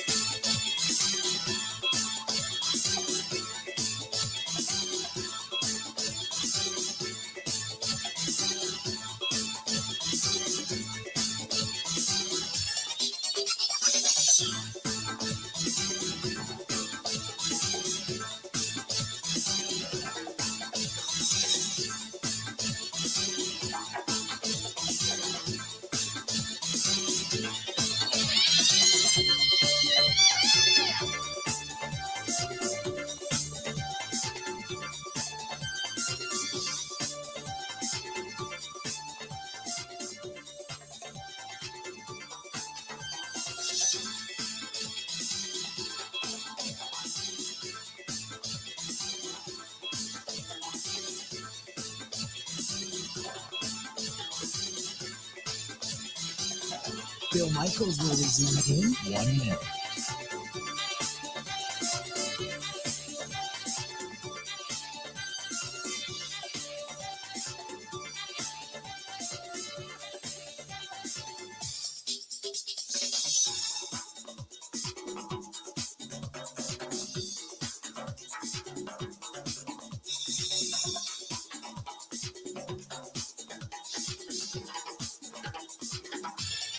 Bill Michaels will resume in 30 seconds.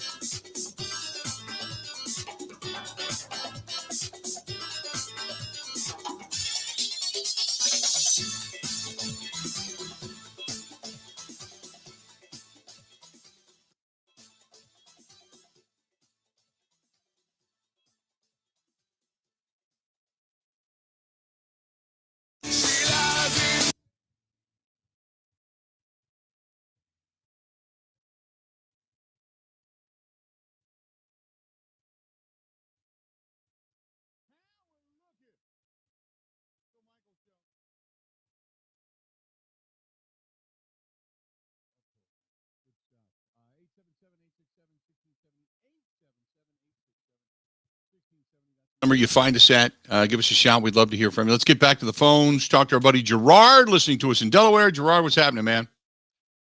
Bill, somebody actually said you were wrong about the Packers. I mean, 90% of us were wrong about the Packers when the start of the season. Yeah, that's okay. I mean, I'm that's good a with that. ridiculous statement. You know? Mm-hmm. I mean, but anyway, if they lose to the Vikings, okay, let's say they lose to the Vikings. Mm-hmm. Now, I don't want them to beat Detroit. I want them to get the better draft choice. That's how I'm thinking. Mm-hmm. Okay. So let me say this. If they do lose to the Vikings, and I'll be rooting for the Packers, I want them to go to playoffs. I want them to. Okay. Now, if they do, how soon after they lose to the Vikings will ESPN, the NFL Network start having Rodgers going to the Raiders? Let's have an under and over on that. Right? You know it's going to happen. It's going to happen because Derek Carr, we all know. That'll be the rumor that'll fly around, but I cannot imagine. Rodgers has stated he wants to retire a Green Bay Packer, so he's on the record of saying that. But Favre did it, before he ended up leaving. And Rodgers had a chance to leave and a chance to be traded away and a chance not to sign an extension. And instead, he signed it and said, "Nope, this is it. I'm signing it. I'm here." So he can always say, "I'm not going anywhere." But the rumors are going to start. What I'm interested in is if the Packers lose, to where we're going to hear a whole week of, well, if all of this happens and the Packers win, the Packers can still make the postseason, because then eventually we'll hear that. That's coming. I don't want to. Come on now. That's even more ridiculous. I mean, I'm going to really, come on now. We got 0.002% and all that nonsense we don't want to hear. But I know, look, and I agree with Ben, what Ben said about Love. If he started the last 3 games, I think he would have won. I really do. Okay. Mm-hmm. Now, is this really beneficial for the Packers? I mean, honestly, let's be total honest about this. Is this really beneficial for the Packers to go on to if Rodgers comes back next year? Is it beneficial? Really? I mean, if we look at everything, is it beneficial? Well, if you're looking in the short term, yes. If you're looking in the long term, no. The way I look at it, and I'll give you my perspective on this, is I would take, while I have a Hall of Famer in my stable, I take every shot I can possibly get at winning a championship. And the reason why is because you've seen quarterbacks or teams without Hall of Fame quarterbacks, they have not won championships, or it's very unlikely they're going to win championships. When you have a guy like a Rodgers or a Favre or whatever, and Ron Wolf said, I didn't do enough to put us there again. Ted Thompson kind of alluded to that fact. Gutekunst is trying to do everything he can to put us there. The one aspect of that is you got to do it with Rodgers' big salary that's upcoming. But I think as long as you have him in your stable, you do everything you can to win. And if it means sacrificing a year or so afterwards to get your salary cap back right and rebuild the team, then maybe you do that. But I think you just look, I mean, how many teams would kill to be in the position of the Green Bay Packers still at this point with a Hall of Fame quarterback to say, we still have a legitimate shot at just getting there and then let the chips fall where they may. You know what I mean? I do, but how long did Mahomes sit behind Smith? How many years was that? Was that 2 years? It wasn't very long. It was a year or two, yeah. And then they traded 1 year. Alex Smith away. I thought it was about a year. Oh, it was 1 year? Yeah. Oh, okay, because I know they said he was super talented. And people forget, they asked Goody in the beginning when he picked Love. He said he was Mahomes blankety blank. Right. Like Mahomes 10 times. You know what I'm saying? Yeah. He made that. No one ever brings that up, but he did say that.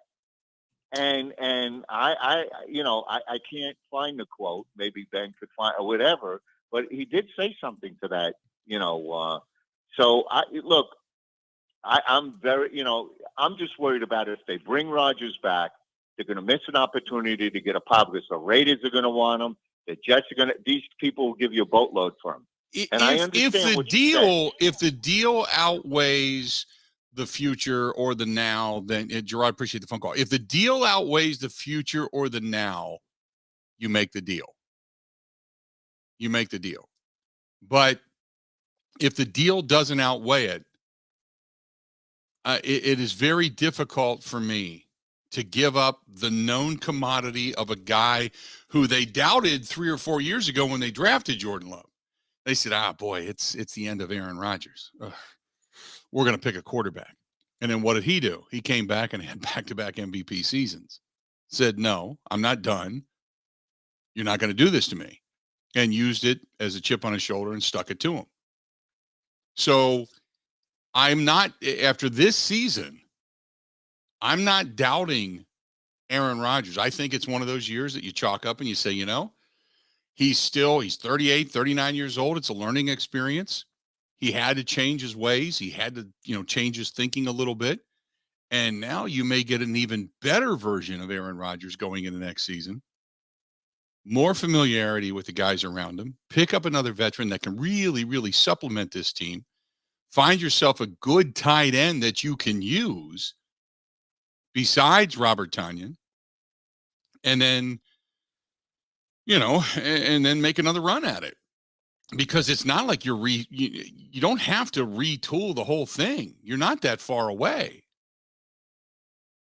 You're probably a couple of players and maybe a defensive coordinator away from being a better football team. A much better football team. I take another stab at it. That's just me. But you got to take advantage of those opportunities while they're right there sitting in front of you. That's just my opinion. 877-867.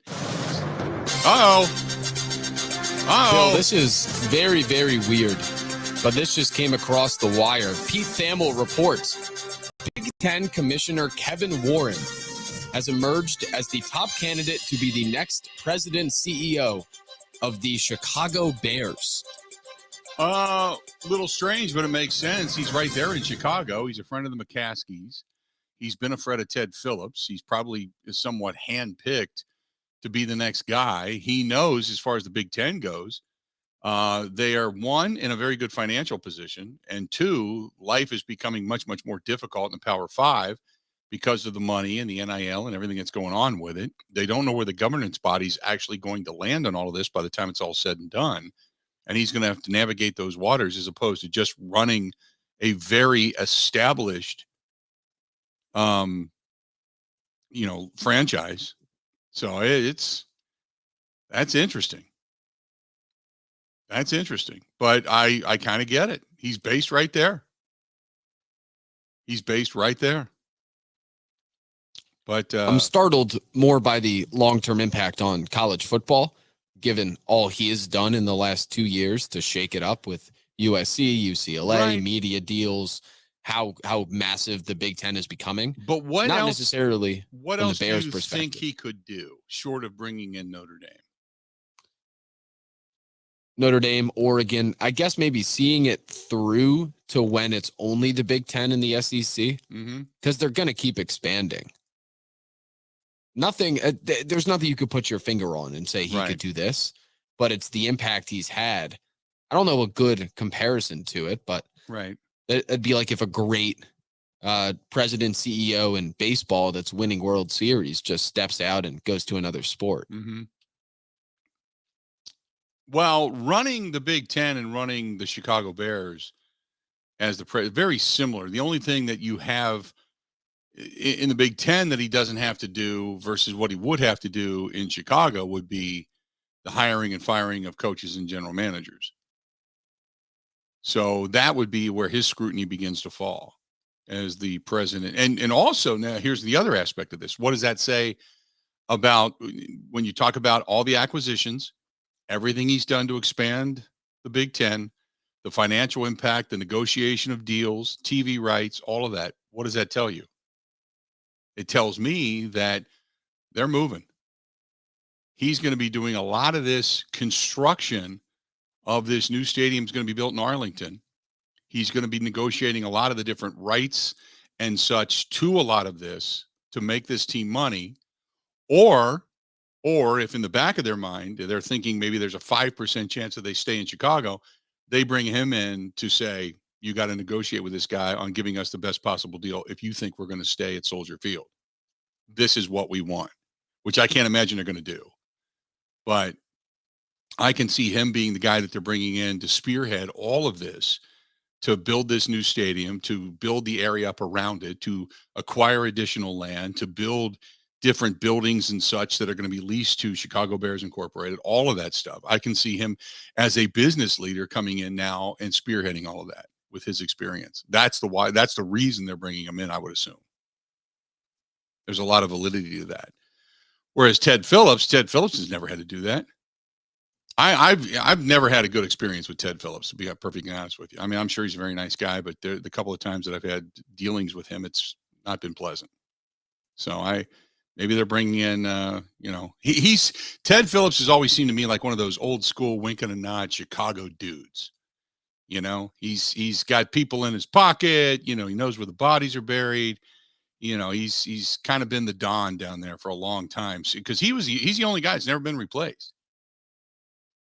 He's been there for 20 plus years in that position. He just sits there. Doesn't take a lot of heat, but the family takes heat. The GM takes heat. The coach takes heat. Ted Phillips just kind of cruised along. Didn't really ruffle feathers or anything. That's why I said the guy, I just couldn't fathom how he wasn't blown out years ago. But anyway, there you go. So it looks like the Big Ten commish heading to Chicago, really only making literally a lateral move in geographic location only. There you go. 877-867-1670. Already getting reaction from some of the people that cover the team down in Chicago saying it just sounds like a fantastic deal on paper for the Bears. Now, whether or not he actually pans out, we'll have to wait and see. But that's what they're probably bringing him in for, is to make the move, to take them to Arlington and make all of those business deals. 877-867-1670. Okay, that was the breaking news. Let's do this. We'll step away. We'll take a quick break. We'll come back. Paul Charchian coming up after the top of the hour. Get your fantasy football questions into us right here, right now. We're going to try to get to all of them as fast as we can today because we know you're coming up on the championships, and this is it. So we'll try to get all the questions into Paul right here, right now, today. To find out, whatever it is you need to know regarding your fantasy football team. Speaking of fantasy, celebrate if you do win with a bottle of Forgotten Fire. Maybe you're going to be doing it this Saturday night during New Year's Eve. Maybe the Moscato is going to ring in the new year. Whatever it may be, check out ForgottenFireWinery.com. ForgottenFireWinery.com. Go to Peshtigo or to your local grocery store, liquor store, wine store. That is ForgottenFireWinery.com, made right here in Wisconsin. And as they say, it's fun in a bottle. Covering Wisconsin sports like a blanket, this is the Bill Michaels Show on the Wisconsin Sports Zone Radio Network. Quick Trip brings you quick, hot savings. We're making a splash this month with our Nature's Touch milk. Just $2.99 a gallon. All our 1 gallon, 2%, 1%, and skim Nature's Touch milk is on sale and ready to hit your fridge. Oh, how can you beat fresh, straight from our dairy milk that's ready for movie night milkshakes or to make those morning waffles extra fluffy? Hey, we got you covered with quick, hot savings only at Quick Trip.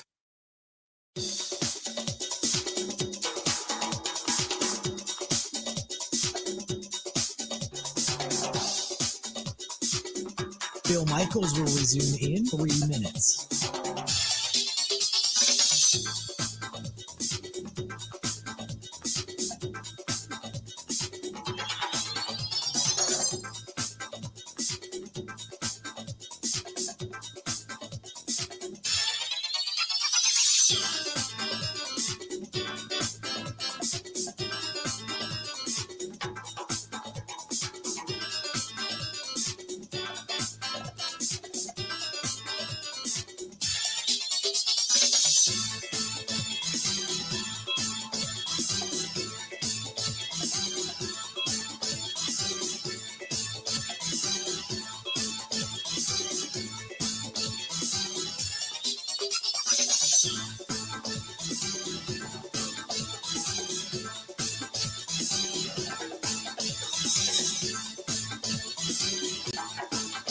Bill Michaels will resume in 2 minutes.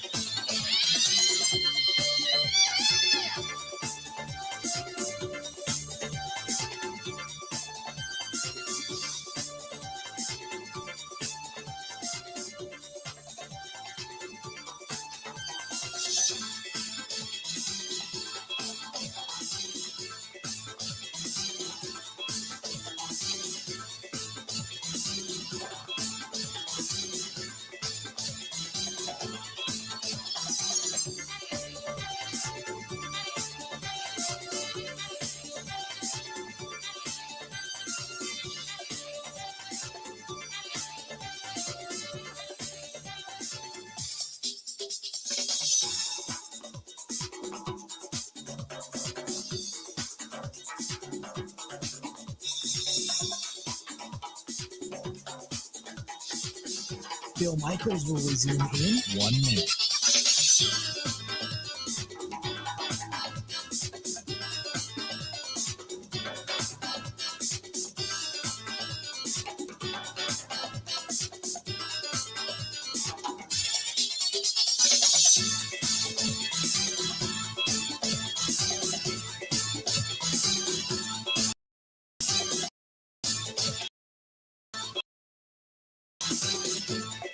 Bill Michaels will in 30 seconds.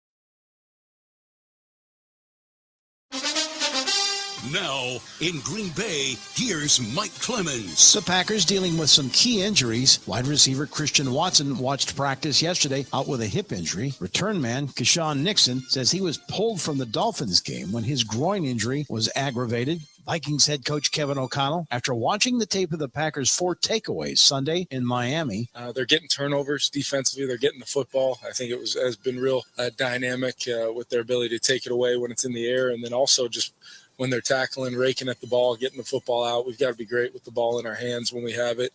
And then they're running the football, and of course, Aaron's making a lot of plays, and you can really see their passing game coming to life, both on schedule and off schedule. So going to be a heck of a challenge. They're always so tough to play, at Lambeau Field, and we got to play a really good game. At 12-3, the Vikings have 8 fourth-quarter comebacks this season. I asked Aaron Rodgers, what's your biggest concern facing this Vikings team that seems to have a talent playing it right down to the last play of the game?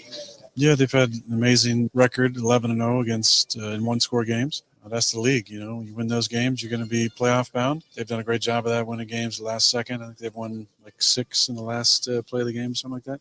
So obviously had play really well in crunch time. Packers head coach Matt LaFleur. They definitely have shown the resiliency it takes to play in this league. And I mean, anytime you're down 33-0 and you find a way to come back, I think that says all that it needs to. That's Matt LaFleur. In Green Bay, I'm Mike Clemens on the Bill Michaels Show.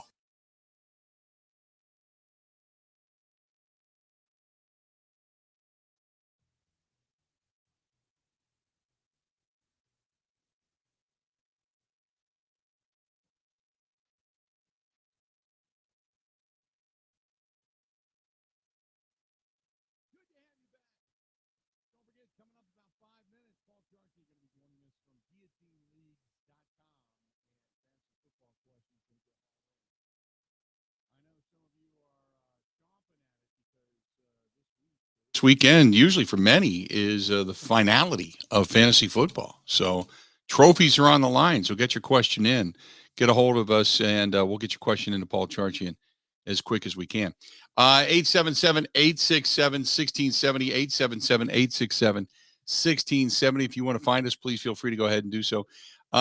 Pedro says, with Christian Watson possibly not playing this weekend, what does that mean for the Green Bay Packers passing game? Is there anybody else that can blow the lid off of a defense that is so prone to big plays? No. I mean, I can give you a bunch of convoluted answers, and no, there's not. That's it. I wish I had some kind of deep philosophical thing and some statistic. I mean, Al Lazard's been probably the most relied upon receiver. But no, it to me, and if Christian Watson does play, okay, let's say that. If Christian Watson does play, I look at it this way.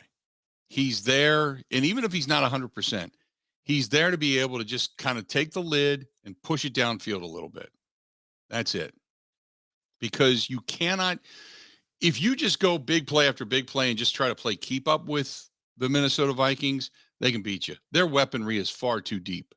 You don't have that in Green Bay. What you need to do is exactly what they did to you in the first game, is death by 1,000 cuts. They're going to come after Aaron Rodgers. Aaron's going to have to get rid of the football.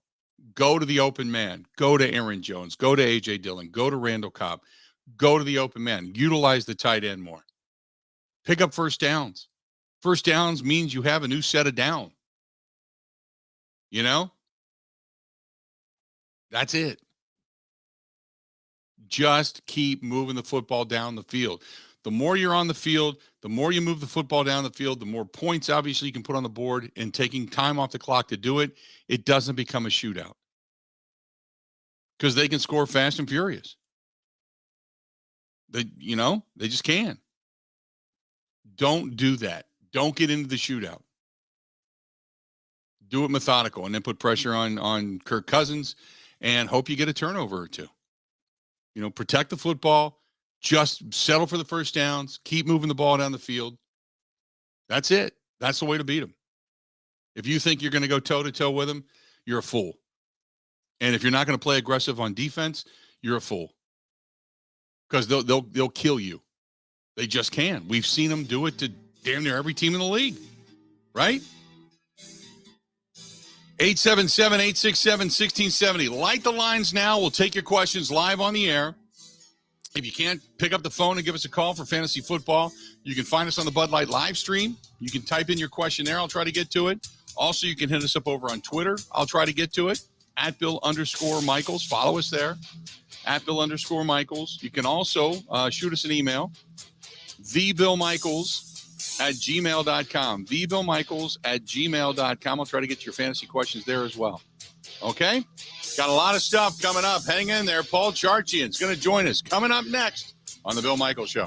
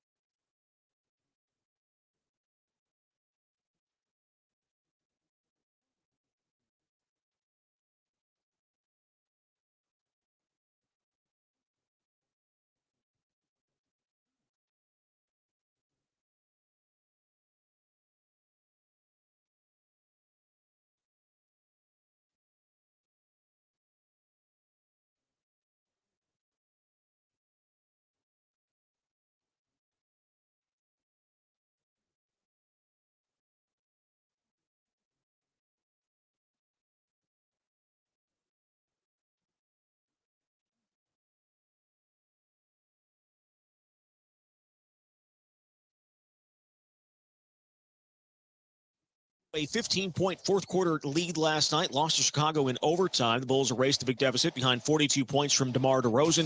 Giannis Antetokounmpo had 45 points, 20 rebounds, but it was not enough. Milwaukee has lost 4 straight. They'll host Minnesota tomorrow at Fiserv Forum. And Wisconsin finally getting back in action tomorrow against Western Michigan due to finals and a canceled game. Badgers haven't played since December 15th. Tomorrow is at 7 o'clock. With this Wisconsin Sports Zone Network update, I'm Zach Heil, Print.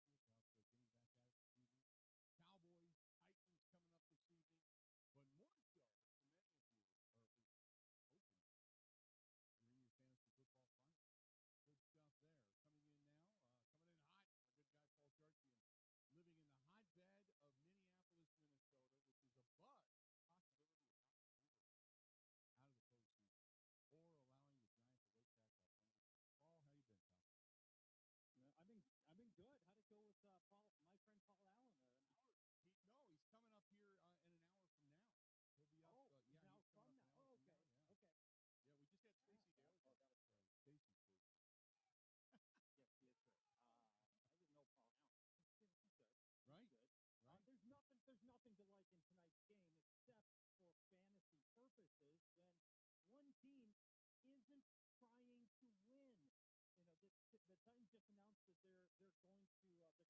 They're going to their third string quarterback. They've got 9 players on defense not expected to start in this game, and Derrick Henry's out. And this is not the way that the NFL wants to have a nationally televised game with one team not playing to win. Yeah, they're gearing up for next week against Jacksonville. Correct. It's all about next week's game. Yeah. Just keep everybody healthy. Look, they're doing the right thing tactically. And the funny thing is, Bill, this is what's happened in Charchian side, and it's counterintuitive. The NFL purposely put these division games at the end of the season so they could get big matchups like Vikings Packers, right? You know, heated rivalry. Packers have to have a win here. You know, the Vikings can end it. You know, that part of the drama is great, but it ends up having some of these other games where the divisional game means so much that when Tennessee plays Dallas doesn't mean anything, and now they end up with really kind of integrity problems about it. Paul, first of all, a couple of things, and I heard you on earlier today. I was out driving around and caught your stuff earlier this morning, and the one thing I got to get clear, and I know absolutely other than you and I, nobody cares. In the league that I was in, do I owe a bottle of whiskey or am I not in that? You're not in that league. You'll be good to know. Oh, you do not. Okay. You do not owe any whiskey. That is the good news. You were in my media league, which I am also alive in that league. I really don't care. Down to the end of that league. Yep. Yeah. So that's so that one's still alive too. Played in the championship. Okay. So no, but what a fun idea. So the premise of the whiskey league, for those that don't know, it's a guillotine league. Last team standing wins. But you could do this really for any league. All of the non-winning teams, we don't pay any money, no entry fee, but all of the non-winning teams send a bottle of whiskey to the champion.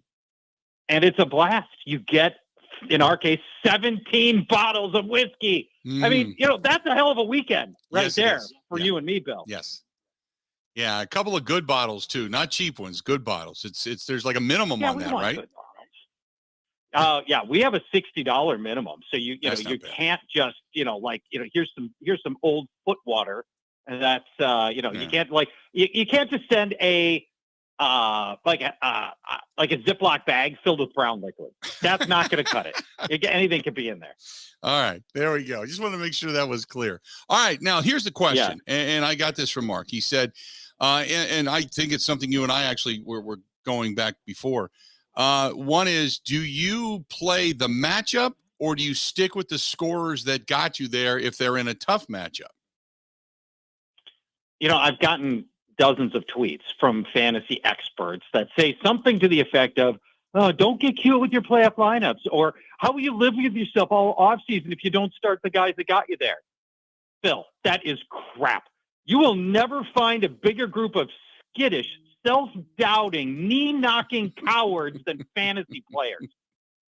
The NFL is never static. It is a perpetually changing machine with teams and players constantly reinventing themselves, sometimes for the better, sometimes not. Players are always changing. Defenses are too. And the guys that helped you get here to the fantasy championship might have been a lock in Labor Day or Halloween or Thanksgiving, but that track record doesn't mean a damn thing. His track record's not going to break a tackle. His track record's not going to dive for a pylon.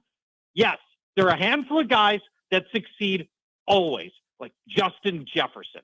But for 95% of the rest of the players on your roster, every game is different. Everything's always changing. And don't get so stubborn about your so-called star players that you don't analyze every matchup and put the best players into your starting roster. Here's one for you. This is from Chris, who said, in a guillotine league, he said, I have both Tariq Hill and Devontae Adams. What do I do with new quarterbacks? Oh man, how about what's happened to Adams? Right. And I mean, no small implications for you guys too, by the way. Let me, there's plenty happening here. Adams today, when the reporters finally had access to Adams to ask him about Derek Carr, he was openly upset about this. Like, my best friend on the team. He does not like that it went down this way, and I can understand his thinking on that. And you're going to have to go through another whole offseason of Where is Aaron Rodgers going to is there next? I mean, it's going to be stuff like that. Mhm. Anyway, Right. for this week, let's talk Teddy Bridgewater for a second. And by the way, Jarrett Stidham is no help for Devontae Adams, who has by far my lowest ranking of the whole year. This is normally Devontae Adams like a top 5, 6, 7 wide receiver every week. He's wide receiver 28 this week. He had been bad. He had been struggling anyway. Last 3 games, he had been putting up 38 scoreless yards per game, and now Jarrett Stidham's a disaster. Anyway, let's talk Teddy. You'll remember Teddy from his time as Minnesota's quarterback and all the other stops, right? 77 NFL games, 74 touchdowns. Think about, Bill, how hard is it to be a 1-touchdown passer in today's NFL with all the benefits they give the passing game and all the benefits they give quarterbacks, and to be in the league for 10 years and to be a 1-touchdown per game passer? Right. It's almost impossible to do. A notoriously short passer as well. Typical years, he throws for about 7 yards per pass. It's a lot of underneath stuff. Now, the good news for Tyreek Hill and Jalen Waddle is that they've been viable fantasy producers for the last month, with Tua playing as badly as any quarterback in the league. So this might even be an upgrade to Teddy based on what we were getting with Tua.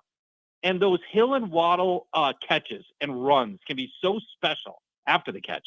They can turn short passes into long gains. So I'm still starting them, and they're both in my top 12. I don't like the Teddy effect, but the players are too good for me to bench in this case, and the matchup is also very positive as well. This one asks, need some help starting 2. Devonta Smith, he's got Keenan Allen and T. Higgins. 2 out of those 3. Keenan Allen is my number 5 ranked wide receiver in a very good matchup against the Rams, and Jalen Ramsey's just turned into a shadow of whatever he was before. And Allen runs largely from the slot. He's going to go up against rookie cornerback Kobe Durant, who has allowed touchdowns in back-to-back games. So I love Keenan Allen. He's my number 5 guy. And then Devonta Smith is sitting way up at 13. I'm waiting for the other shoe to drop with Dallas Goedert, because when Dallas Goedert was healthy before, Devonta Smith was really a very irregular producer, but he was back last week, and Smith was a freaking superstar. And so I'm going back to Devonta Smith on this, but that part of it is a close call.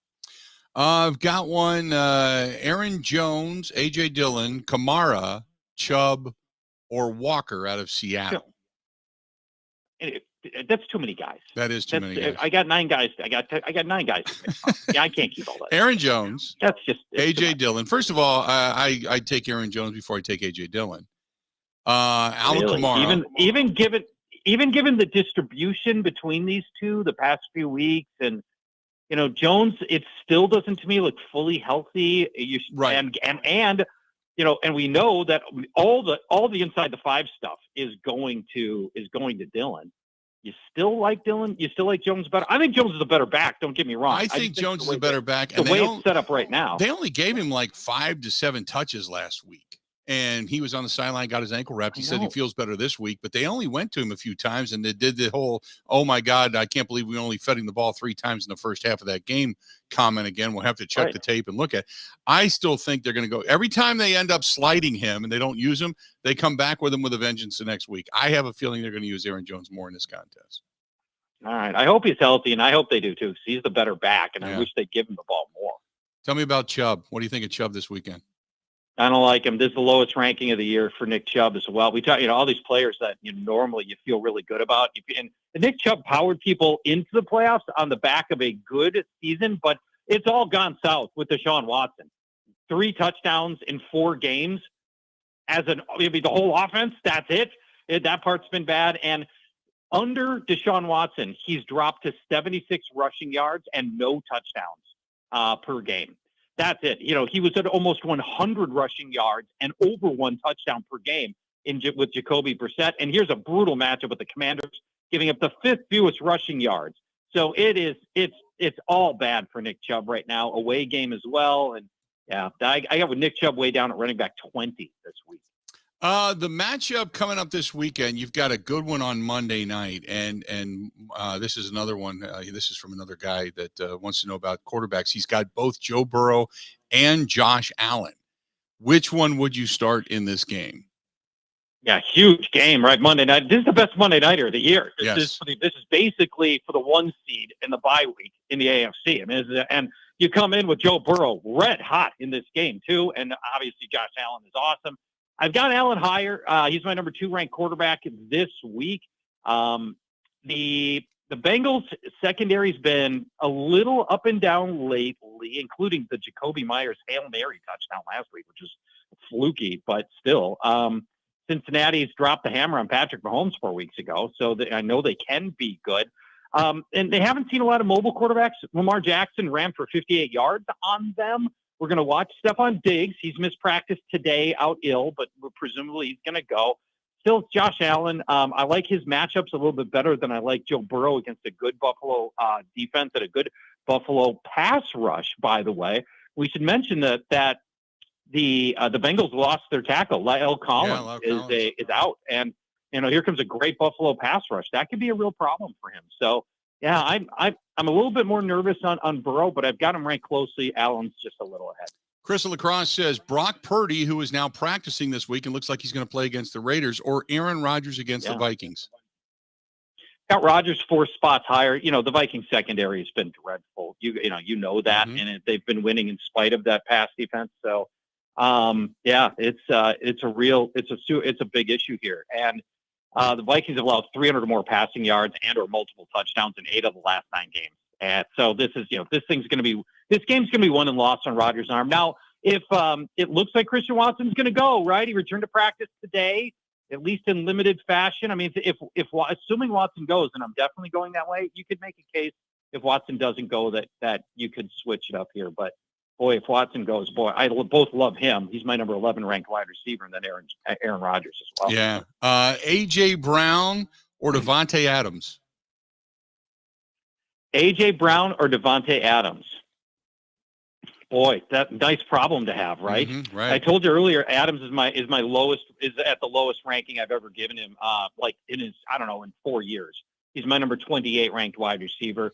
A.J. Brown's red hot. Gardner Minshew he lost nothing with Gardner Minshew last week. So, still put up 100 yards. So it's a strongly weighted towards A.J. Brown, my number 8 ranked wide receiver this week. And then real quick, the last one, this is from Art. And by the way, Art says you have put him in the championship with the advice. He says T. Higgins. Oh, nice. Yeah, T. Higgins or Devonta Smith this week.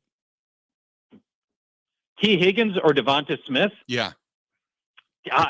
It's T. Higgins, my number 3 ranked wide receiver this week, who's been fantastic.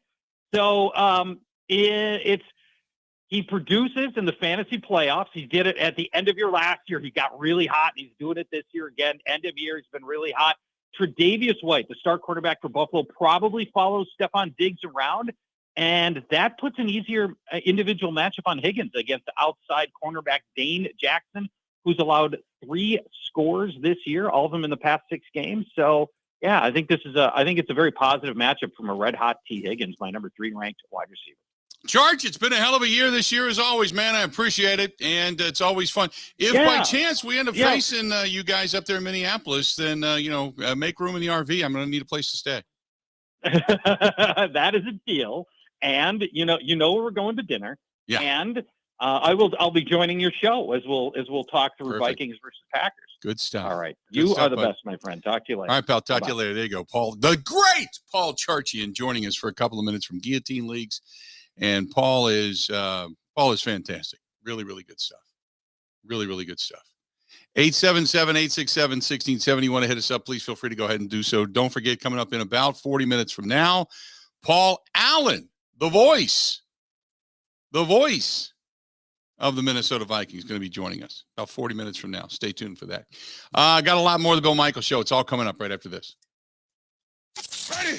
This is the Bill Michaels Show on the Wisconsin Sports Zone Radio Network.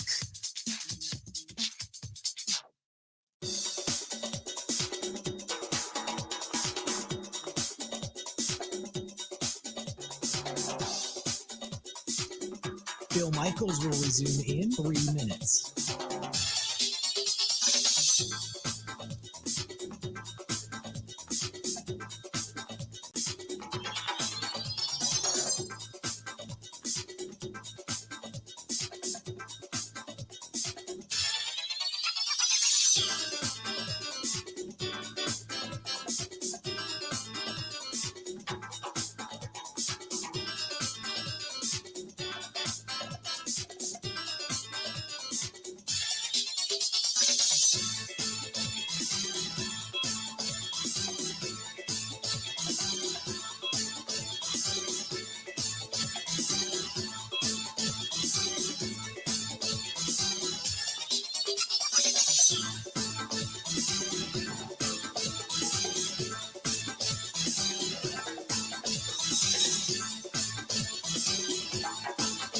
Bill Michaels will resume in 2 minutes.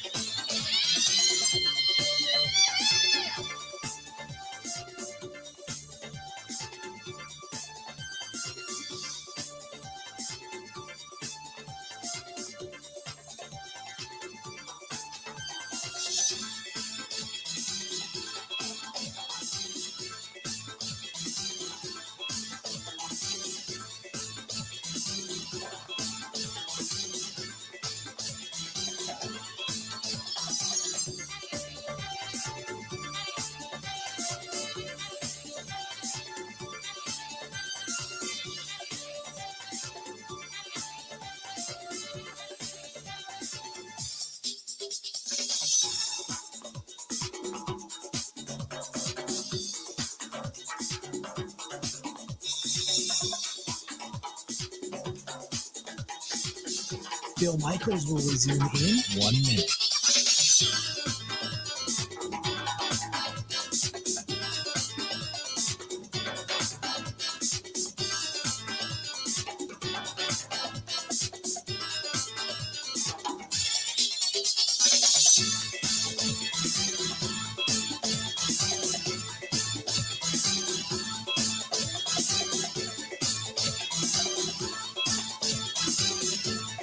Bill Michaels will resume in 30 seconds.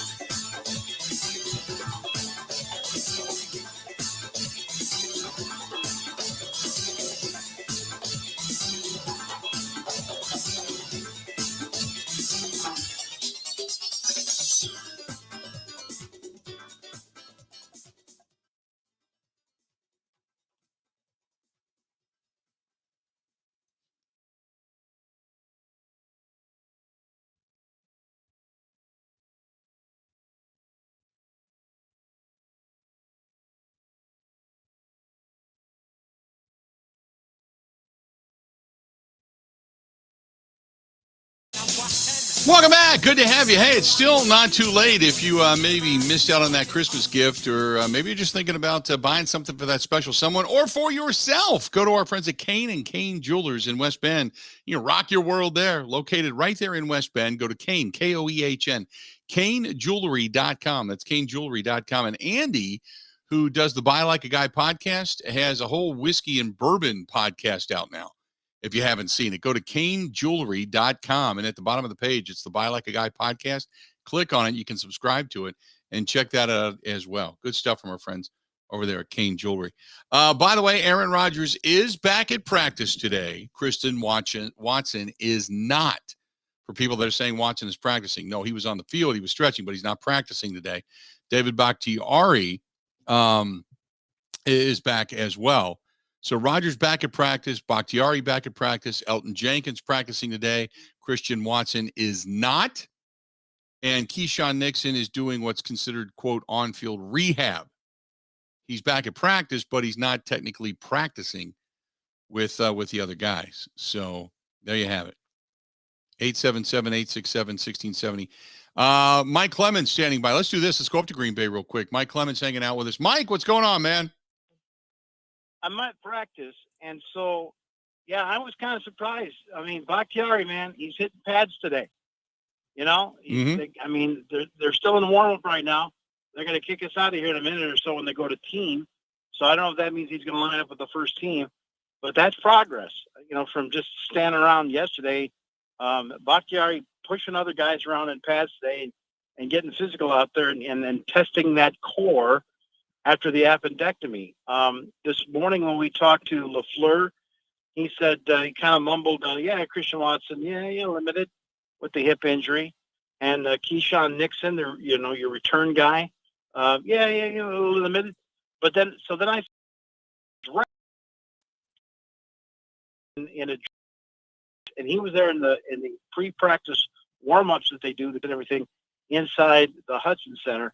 But as soon as they blew the whistle and they went outdoors to start working on individual drills and then getting ready to practice and scrimmage and go full throttle. And LaFleur's out of padded practices for the regular season.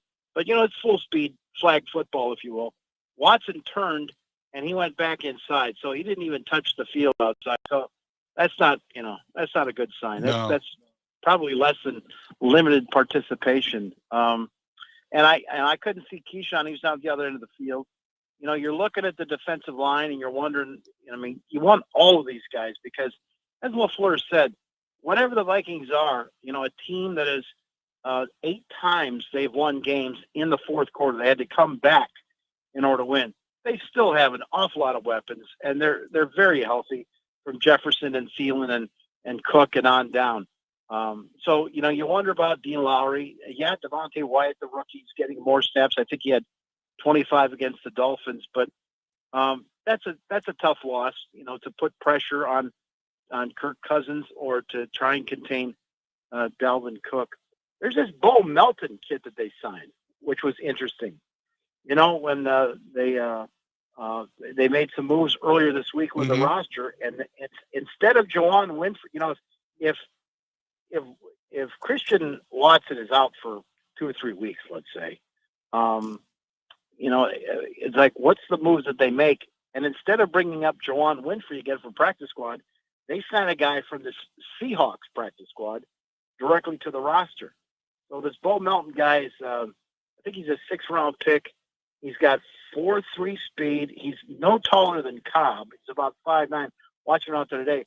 And I saw LaFleur coaching him up. And when LaFleur was asked about him yesterday, LaFleur didn't have much to say. Like, maybe they're going to try and get him on teams as a gunner or something like that. Maybe a possible guy in the depth chart for return man behind Dobbs, you know, if it takes a while for Nixon. But kind of keeping an eye on that guy that they gave the number 80 jersey to. Yeah, I was going to say, when they brought him in and signed him right away, it was, first of all, it was kind of an indicator to me that I didn't think Watson would be back, that they needed that depth. And then you brought up Keyshawn Nixon, and I thought, okay, there's 2 guys that they need for return game and or gunner, and they're going to need on special teams and possibly even speed to get downfield. They had to sign somebody. So that was an indicator to me that I didn't think either guy would be ready to play this weekend. So first thing LaFleur had to do today, Bill, ball security. Ball security and splitting. They had them go jumping over pads. They had them holding on footballs, and, you know, coaches are banging them with pads and things like that. You know, just thinking about, it's going to be cold and 37 degrees and, you know, pretty good actually for, you know, New Year's weekend in Green Bay. I mean, you know, that was the weekend when they played the Ice Bowl 50 some years ago. But that's what he was focused on today. And I, you know, I saw Aaron Jones out there. And so I asked LaFleur, you know, 2 of your fastest guys on offense are questionable between Aaron Jones and Watson. And then your return man, when 3 of your fastest speed guys, you know, for offense and moving the football, how much is that come into your consideration when you're making out your menu, what plays you're going to run? Or is it just like, hey, look, I still got Romeo Doubs, I got Tunyon, we'll attack that, you know, Ed Donatel Vikings defense where the opportunities are, where the spaces are. And he said, no, it affects my menu. It changes the plays that we want to run when you take away the fastest guys and you're back there with the guys like Lazard and Cobb, and those kinds of guys. It changes the complexion of the game plan a lot. Mike, what is it like? Because you were in the locker room yesterday. What is it? I mean, there's got to be a belief that they can get there, but this is a team that just whooped their ass in game 1. What is it like right now? Is this a very determined business-like thing? Is this a giddy group of energized guys? What's the feel right now? I was just thinking about that today at practice, Bill, and it's as good as it's been all season. And you know, the big question mark is, and particularly now for this matchup with those Vikings offensive weapons, is what the hell happened to Darnell Savage? Right. You know, this is a top guy you brought in with speed and who liked to hit guys over the middle, coming out of Maryland. And then you got him up against the Bills, whiffing against Josh Allen in the red zone. Didn't want any part of it. An Ole hit. And it gets to the point where Rudy Ford comes off the street and replaces him.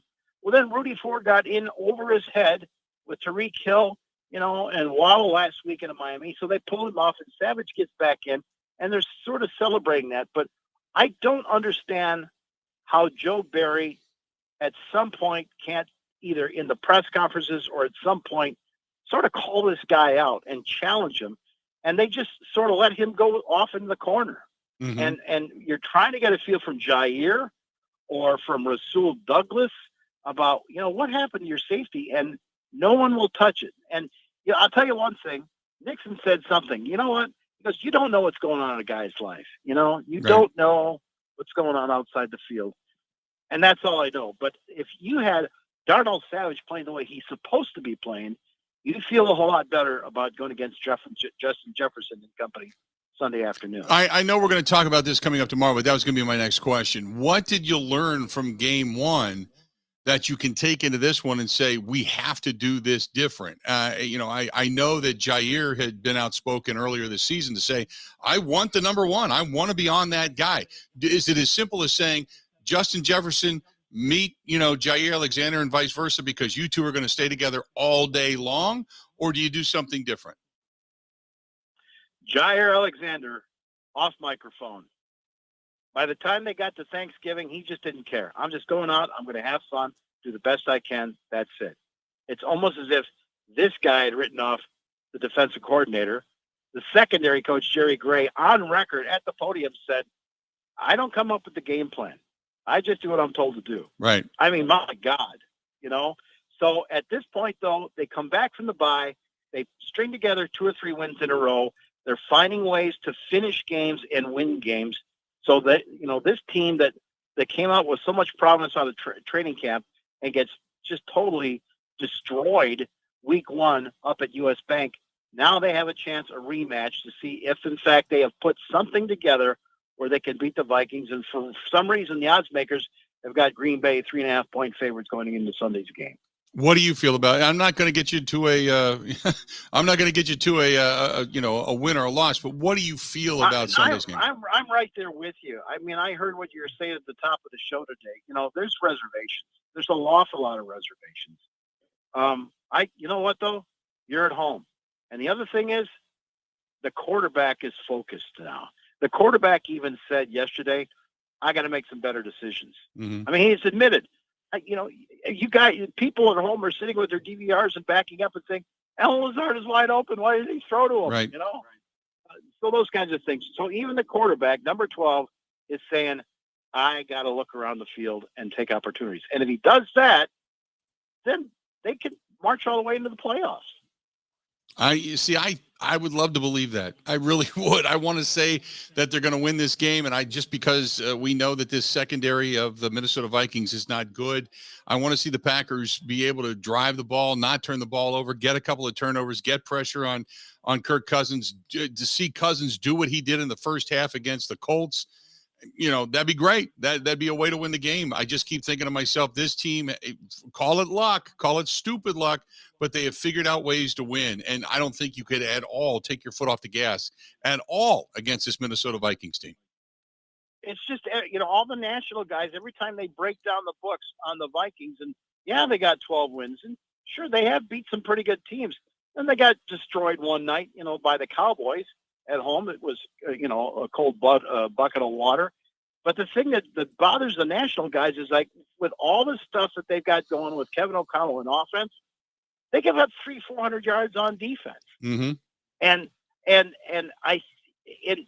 But to me, that almost sounds like around the 2012 Packers, whereas all offense, and then, you got defense that was giving up all these yards. Well, you were still getting to the playoffs with those teams. And the problem was, if you were up against teams that had halfway decent quarterbacks, those teams gave up on their running game, and they were trying to get chunk plays to try and catch up, right, to your offense. That's the way Green Bay played 10 years ago. But I don't know. The other thing too is I like where LaFleur is at. In terms of game manager and the way I see him working the playing field, the practice field this week and everything like that. I mean, he wants it, and he's he wants to get this thing through and see it through. And he's got this great opportunity with these last 2 games against these divisional opponents to try and sneak in a wild card spot with everything else that's working for you. You're hoping the Browns bump off Washington, all that stuff. It's all leaning Green Bay right now, just by a sliver, just by a hair. So you know what? I understand your pick on Vikings. I'll slant with Green Bay to pull this thing out. Good stuff, Mike. We'll talk again tomorrow. Okay, pal? Talk to you tomorrow at 1:20, buddy. Appreciate it. There you go. The great Mike Clemens joining us on the line. Good stuff. Out of the blue, Mike's like, hey, I'm here at practice. Gabe, come to me. Come to me. We got a lot of stuff to talk about. Great stuff. When we come back, we're going to get into our picks against the spread. As I was 1-3 or 1 and 2 last week out of 3. Ben was undefeated last week. He climbs within a couple of games. Where will we be at after this week? We'll make our picks. Those are coming up next. This is the Bill Michaels Show on the Wisconsin Sports Zone Radio Network. If you're in or near Humbird, Wisconsin, check out a family success story with a good old-fashioned farm store. Go to ScholzeFamilyBeef.com. That's ScholzeFamilyBeef.com.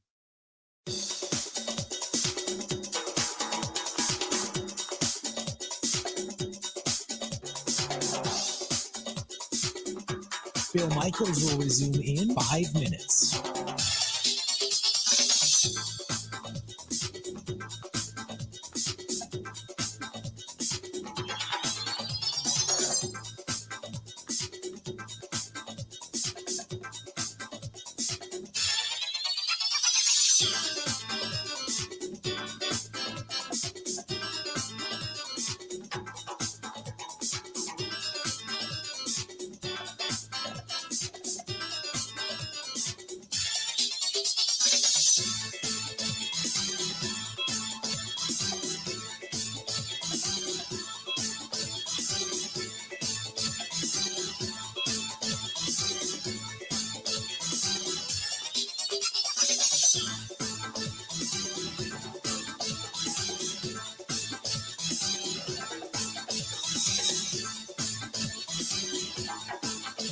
Bill Michaels will resume in 4 minutes.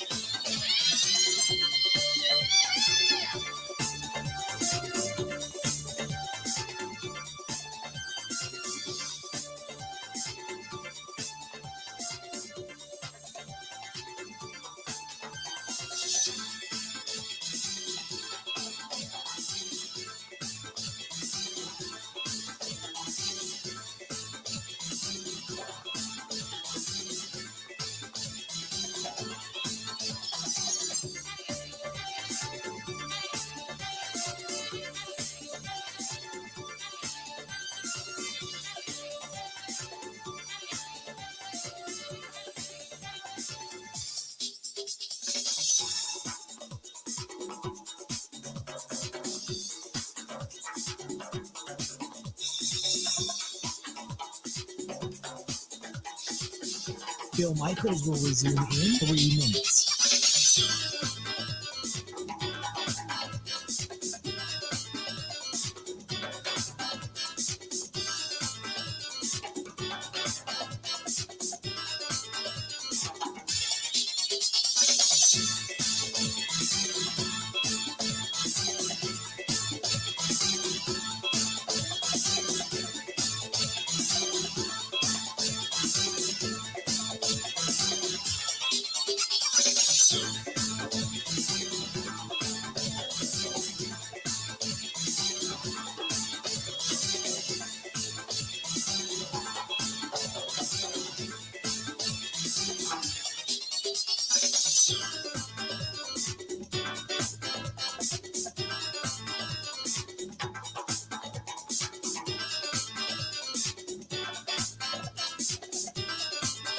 Bill Michaels will resume in 2 minutes.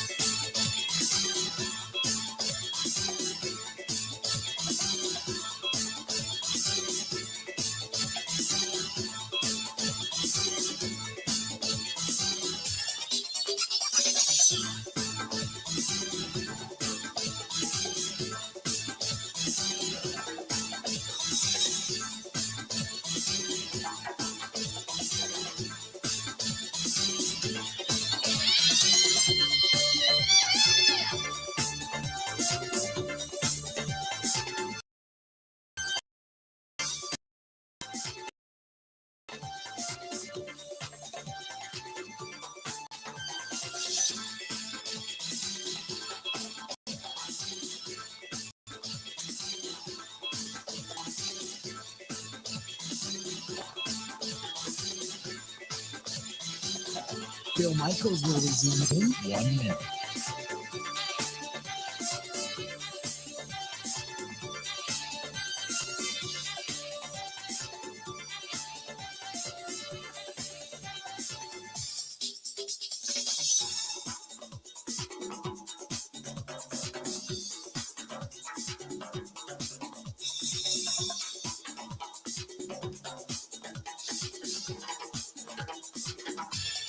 Bill Michaels will resume in 30 seconds.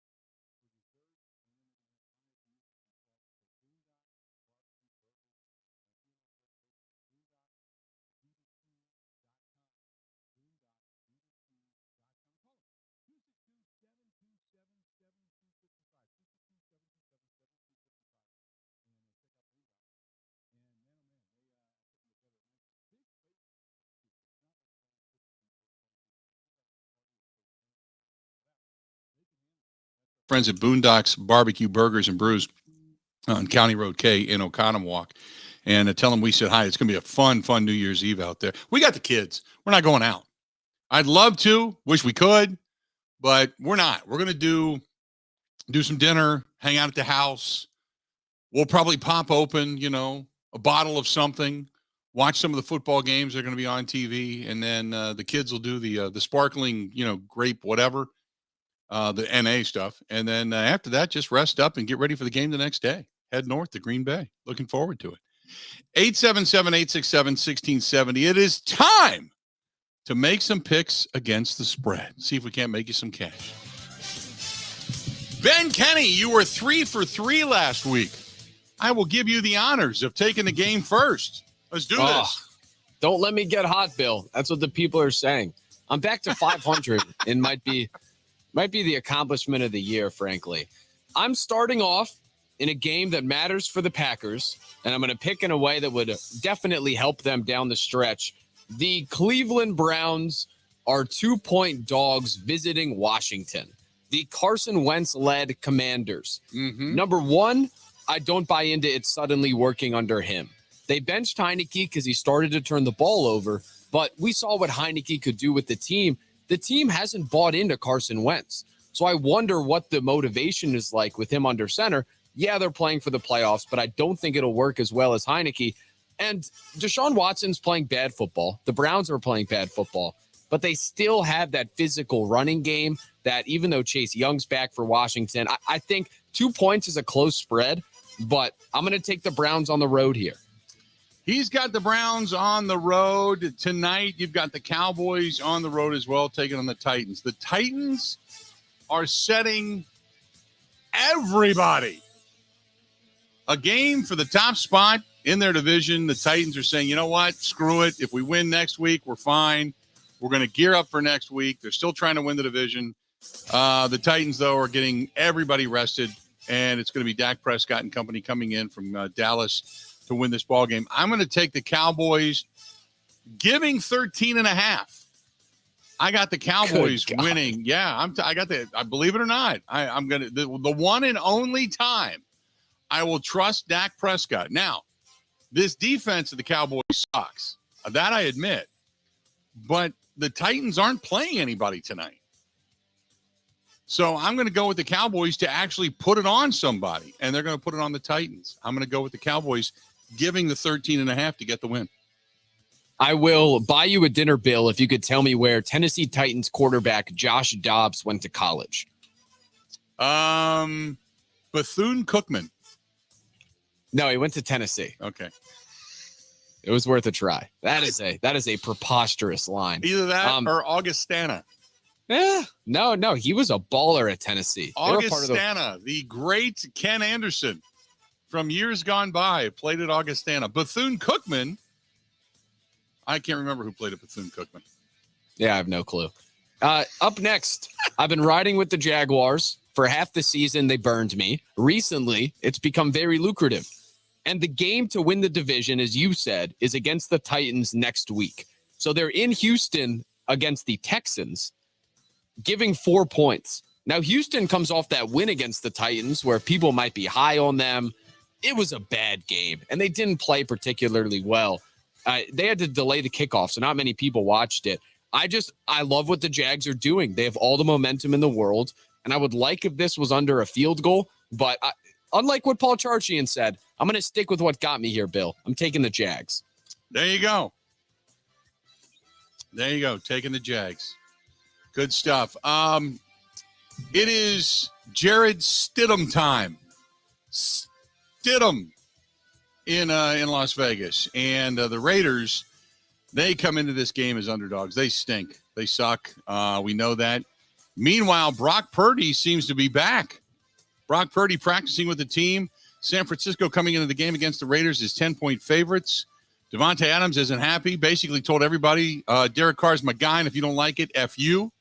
Giving the bird to everybody on Instagram. He's pissed. Carr's pissed. Josh McDaniels is an idiot. The team's kind of given up. I'm taking the 49ers on the road. Another road team to give points and to cover. 49ers win by a boatload, and they beat the hell out of Jared Stidham in his first opportunity as a quarterback in the National Football League. I'm gonna go with the 49ers. Man, road favorites Bill is back. Yes. I will I'll buy you a dinner if you could name any of the colleges Stidham played at, because there were several. No, I can't. Baylor and Auburn. He was very good at Baylor years ago. That was the pre-scandal Baylor. Last one. Seahawks plus 1.5 visiting the Jets. Mike White returning, Jets are at Seattle. Okay. Yeah. Mike White is returning, which means they will play better football, better than we saw last Thursday against Jacksonville. I don't know. I think I'm buying the dip on Seattle more than anything. Geno Smith has kind of fallen off as time has gone on. Now, they brought in Jack Cohn for a workout, and since then, since not signing him, they've struggled. So I wonder if there's a correlation there. But I don't know. Plus 1.5, get the points at home. Seahawks still playing for to get into the playoffs. I like what they've done all year. It's just they've hit a rough patch, and I'm going to bet against the Jets, who looked so bad last Thursday. I'm going to go with the Monday night game. Cincinnati at home. Buffalo, a 1-point favorite coming into this game on Monday night. I had talked about this earlier, that Joe Burrow had never beaten Cleveland, and I picked against him, and then he went out and just beat the hell out of Cleveland. The Cincinnati Bengals traditionally play horrible in prime time. For whatever reason, they just have. So I'm going to go with the Bengals at home to break the stigma and to throw themselves into the mix. And they're going to get the win. They're going to get the win. They're going to knock off the Buffalo Bills. Cincinnati for the win, and suddenly they're in the mix for the top dog in the AFC. Now, they will have 12 wins. The Bills will have 12 wins, which we know then that Kansas City, they are at 12 wins. If they, God forbid, they get beat by the Broncos, they'll have 12 wins, but I think they win this weekend. But they will then be the top dog over in the AFC, and it'll all come down to Week 18 for the Chiefs. So we'll see what they can do. But Cincinnati's trying to get into the mix for the number 1 overall seed. I'll take Cincinnati at home. There you go. By the way, Bethune-Cookman, the minute I said it, his name escaped me. Nick Collins. Nick Collins played at Bethune-Cookman, and I said it, and I knew I was wrong when I said it, and I just couldn't think of it off the top of my head, but Bethune-Cookman was Nick Collins well on his way to a Hall of Fame career when he went down with a neck injury. Bill, I do have one guaranteed rate bonus pick for the weekend. Sure. The Patriots are at home against the Dolphins and Teddy Bridgewater. Mm-hmm. Golf Channel is replaying the Farmers, which is in Connecticut, so I'd take the Patriots. All right, let's do this real quick. So for picks sure to go wrong, you've got two big games this weekend. Obviously, you've got on Saturday night. Saturday night are the big ones when you've got Michigan, and they're in the Final Four, as we all know. And then also you've got Ohio State, Georgia in the Final Four, as we all know. Who you got between Michigan and TCU? I have Michigan winning, TCU covering. If I had time, I could go deeper into why, but I think TCU will have the firepower to at least keep it close. And I don't think Michigan repeats what they did against Ohio State. I've got Michigan winning. Ohio State, Georgia 6.5-point favorites in that one. Georgia, kind of big. What they do well, Ohio State does not do well. Look out for the tight end room at Georgia is unbelievable, and I'm excited for people to watch it. Georgia can give you big plays, splash plays. Ohio State is still wondering how many splash plays they gave up against Michigan. Ryan Day, the Earlshire beard cannot coach against big game teams.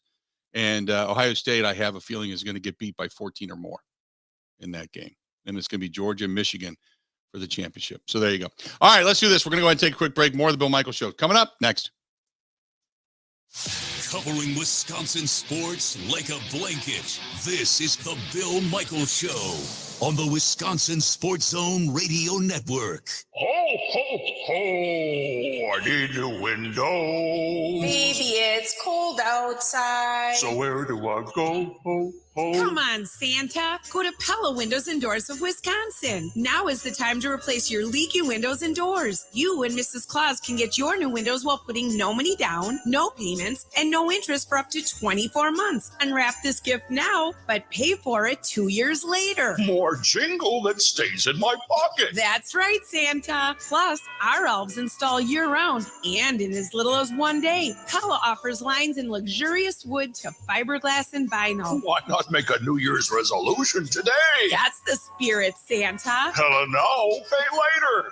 Absolutely. Put no money down, no payments, and no interest for up to 24 months. But you have to hurry. Offer ends December 31st. Schedule your free consultation today at PellaWI.com. Sure, license for details.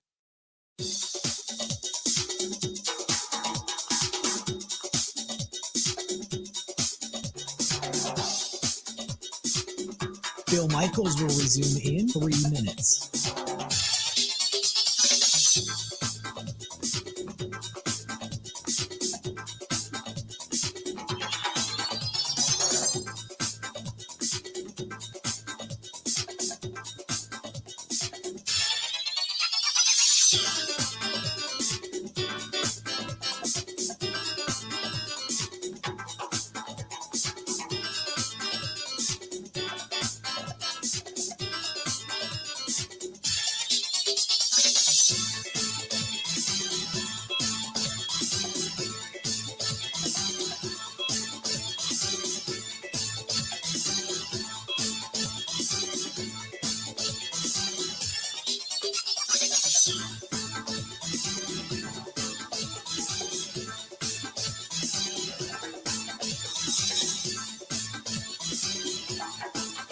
Bill Michaels will resume in 2 minutes.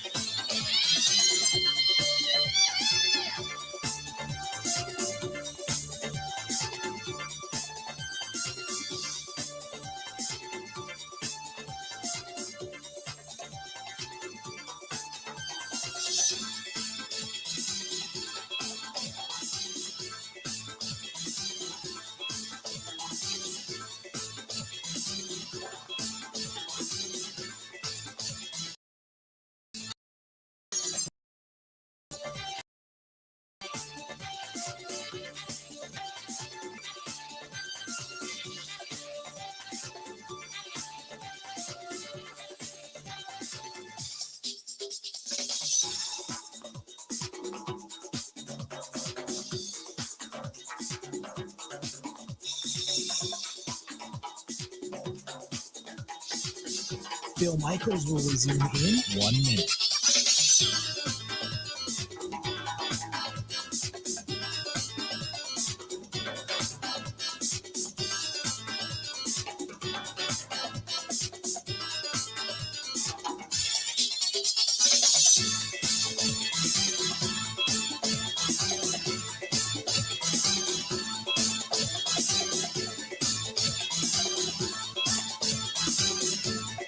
Bill Michaels will resume in 30 seconds.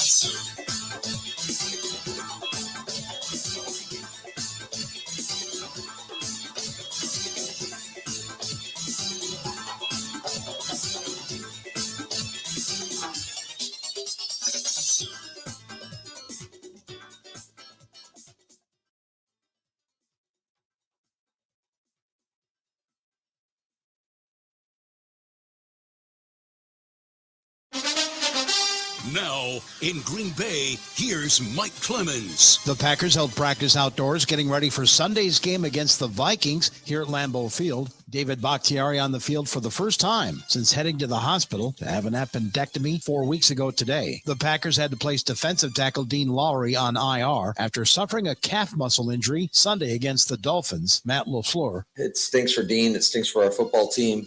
You know, he's been such a consistent presence, and just not only how he prepares and practices and how he is as a teammate, but his production on the field. And, you know, it's a void, and the other guys are going to have to step up. Last March, the Packers decided to release linebacker Zadarius Smith after missing 16 games with a back injury. This year, Smith has played in every game for the Vikings and has 10 quarterback sacks. I asked Aaron Rodgers, how much has this team missed Zadarius Smith this year?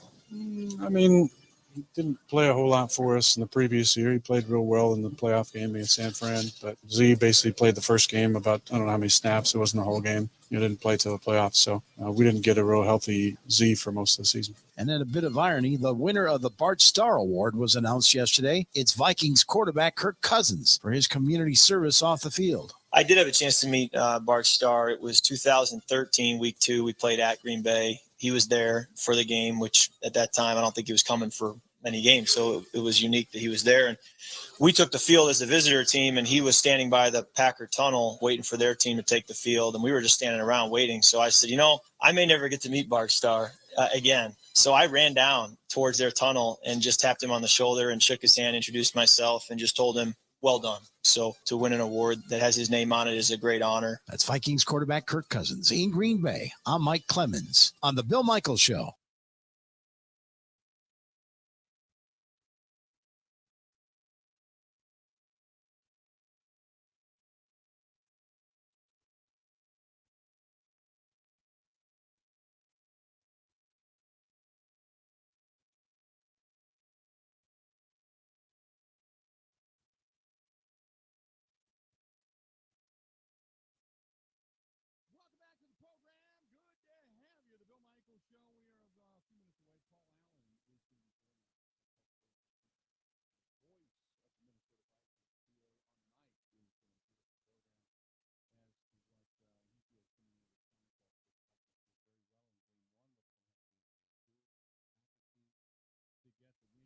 Lambeau Field coming up this weekend. So we're going to talk with Paul Allen coming up here in just a short bit. By the way, one of the, I'm going through, you know, we always do our picks. We just did, but I'm going through a lot of these scenarios and picks and such. And I'll tell you what, the world believes the Washington Commanders could get beat. The world believes Carolina getting 3 points against Tampa Bay not only will cover, but win and maybe put Tampa Bay out of their misery. San Francisco as a 10-point favorite going in to face the Raiders. Many people are picking San Fran to score upper 30s and Las Vegas to be lucky to get to 20. So I'm kind of feeling good about that pick. But also the world seems to think, even though the Green Bay Packers are 3.5 point, favorites in this game, depending on what line you're looking at, that the Vikings are going to get the win. The Vikings are going to, I was just reading on CBS, the battle of narratives collide when the team that nobody wants to face in the playoffs squares off against the team with the worst record. That's worse than its record. The Packers' defense has improved lately, but the Vikings are built to, end all of this Green Bay story stuff before it gets started. Minnesota, they can lose a game when it actually, happens, and they're destined to, win close games as well. But it's going to be an interesting one at Lambeau Field coming up 3:25 on CBS this weekend. The guy that's going to be there to call it, Paul Allen, joining us next, coming up right after this.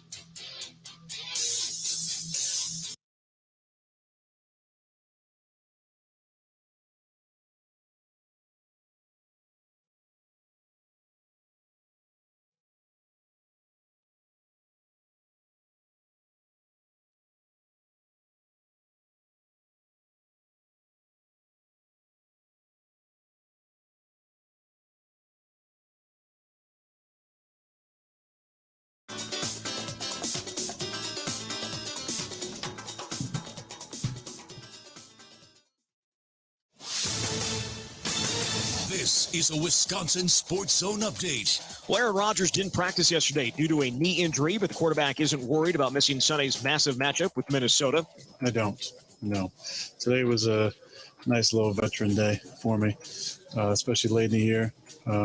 Got to work with Nate for the first half of practice and went down for the second half. Packers need Rodgers best against the Vikings as it stands. Green Bay needs to win its final two games to get one loss from Washington in their final two to make the postseason. There are other ways to get in, but that's the simplest. Meanwhile, wide receiver Christian Watson and kick returner Keyshawn Nixon returned to practice on a limited basis today. Both dropped out of the win over Miami with injuries. Kick on Sunday against Minnesota set for 3:25. Turn to the Badgers. They're now in off-season mode as the transition to Luke Fickell truly begins. The first bit of business, finalizing his coaching staff. While several hires have been reported, none have become official at this point.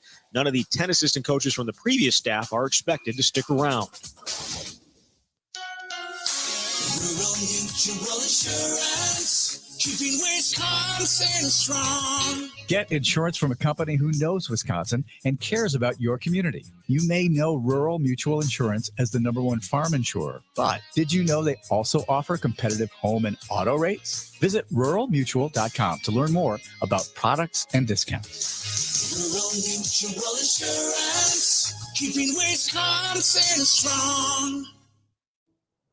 Well, the Bucs blew a 15-point fourth-quarter lead last night, lost to Chicago in overtime. The Bulls erased the big deficit behind 42 points from DeMar DeRozan.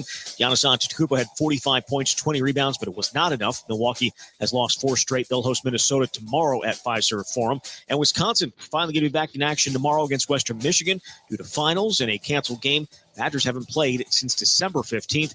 Tomorrow is at 7 o'clock. With this Wisconsin Sports Zone Network update, I'm Zach Isle, print.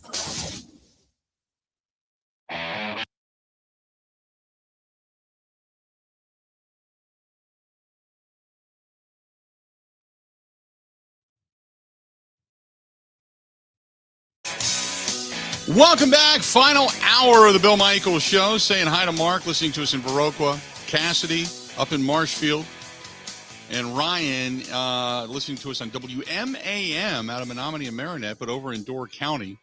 Loving the program. Heading down to the game on Sunday. On New Year's Day, the Green Bay Packers are going to play host to the Minnesota Vikings, a game that earlier this year between these two teams that started the season off so ugly for the Green Bay Packers. What have they learned? And in the meantime, this guy, the voice of the Minnesota Vikings, has had to basically go from stadium to stadium carrying a kit that has the cardiac paddles because of the way games have finished this year for this team. Paul Allen, the voice of the Minnesota Vikings, joining us on the line. PA, man, it has been a hell of a year for you guys. Hey there, Billy. Merry Christmas, my too. brother, and an early Happy New Year to you. Good to chat with you, Billy, anytime we get the opportunity. And it's, of all the years I've called Vikings football, the 2009 season we had, which ended negatively with the cheating Saints, but having Brett around and just having that rock star team in 2009 is professionally something that I'm never going to forget for the totality of a season. This one it's catching that season and passing a lot. Just not only with the way the games are finishing, the fact that this team has the fearless gene, and being fearless is something that you can't teach. It has to inherently be in your heart. You ain't going to wake up one day and say, hey, I'm not going to be scared. It's just not like that. And that's what they have, clearly, with the way they win these games. Of course, they're 12-3. But there's just an exuberance with this group, man, that really has bitten me. And I love it. And plus, they're really good. Their offense is really, really good. Let's start there. Obviously, Justin Jefferson, Adam Thielen, Dalvin Cook. You add T.J. Hockenson, which gives you a whole other dynamic offensively to this team. And I think as we all sat there and watched that team play against Indianapolis, I almost said Baltimore, against Indianapolis, there was something in me that said, you get an early score in that second half and maybe things change. I can't imagine them overcoming that kind of a deficit, though. How stunned were you to watch this team go to work and methodically just tear apart Indianapolis and what they brought to the table? Well, I was stunned, but after the way the Vikings won at Buffalo, it's really going to take a lot, Bill, to hit me over the head with a metaphorical 2x4. I mean, we're a 98% loser against one of the better teams in the NFL, unless Josh Allen muffs a snap and drops the ball at the goal line. And, oh, by the way, it can't be a safety. We have to fall on it for a touchdown. So, I mean, that happened. And from that through the Indianapolis game, we were down 10 middle of the fourth quarter against Detroit, and that was the second home game. So it's early in the season, and they hadn't seen the way a lot of things were going to develop during the year. And I just know when US Bank Stadium, man, gets super quiet in the fourth quarter because things aren't going right, we lose those games. And they came back and walked off on Detroit with a KJ Osborne touchdown. So from that moment through the Indianapolis game and the kicker last game hitting from 61 to walk off, I've just seen so much now that it's really difficult to stun me, even if the Vikings roll into Lambeau Field and win by 14 or more. I mean, that's not going to dramatically stun me. If they get blown out in this game, that would surprise me to a certain extent. But they've just done so many things antithetical to anything I've seen in 20 plus years. Nothing shocks me anymore. What has been the dynamic to add T.J. Hockenson to this team? What has that done offensively for Kirk Cousins? It opened everything for Justin. And it was very interesting, with TJ and the trade. The first game was at FedEx Field. Man, he'd been here 56 hours, and he got targeted 9 times with 9 catches in that game. So that was abundantly apparent that Cousins is going to rely on him, specifically on third down. And, TJ, we ain't talking about Travis Kelce or like Mark Andrews when he's the top of his game, or Tony Gonzalez or players like that. TJ's that next level. But if you don't cover him the right way, Kirk knows he'll kill you. So it's opened a lot for Justin. If you notice Jefferson's numbers and his games ever since they got TJ, well, they took off. We had a franchise record like 223 within the last month from Justin, and so therefore it's benefited Justin greatly. I go back to game one, and Paul, I mean, obviously people feel that had Christian Watson actually caught that pass, maybe things turn out different. There's a different energy in the building, right. But when he dropped it, who knows? Maybe that was just the beginning of the end of what the Packers were doing. But I couldn't believe they didn't put Jair Alexander on Justin Jefferson and just said, "Here, introduce yourself because you're going to be with him every game." The Packers defense seemed to live by death by 1,000 cuts and allowing first down after first down after first down. I mean, were you shocked at the way they played Justin Jefferson and the way they played a soft zone against this team early on? Well, but the Vikings into that game, Bill, it was and anybody who would listen to me off the radio when they would ask me about the game, and I never say this with Vikings Green Bay games, I would have been flabbergasted and shocked if we hadn't won that game by 10 points or more, which we did. And here's why. Because granted, the Vikings were a redo into the season, but it was a redo with talent, and that matters. And then you have Za'Darius, former defensive coordinator Mike Pettin, former outside linebackers coach Mike Smith.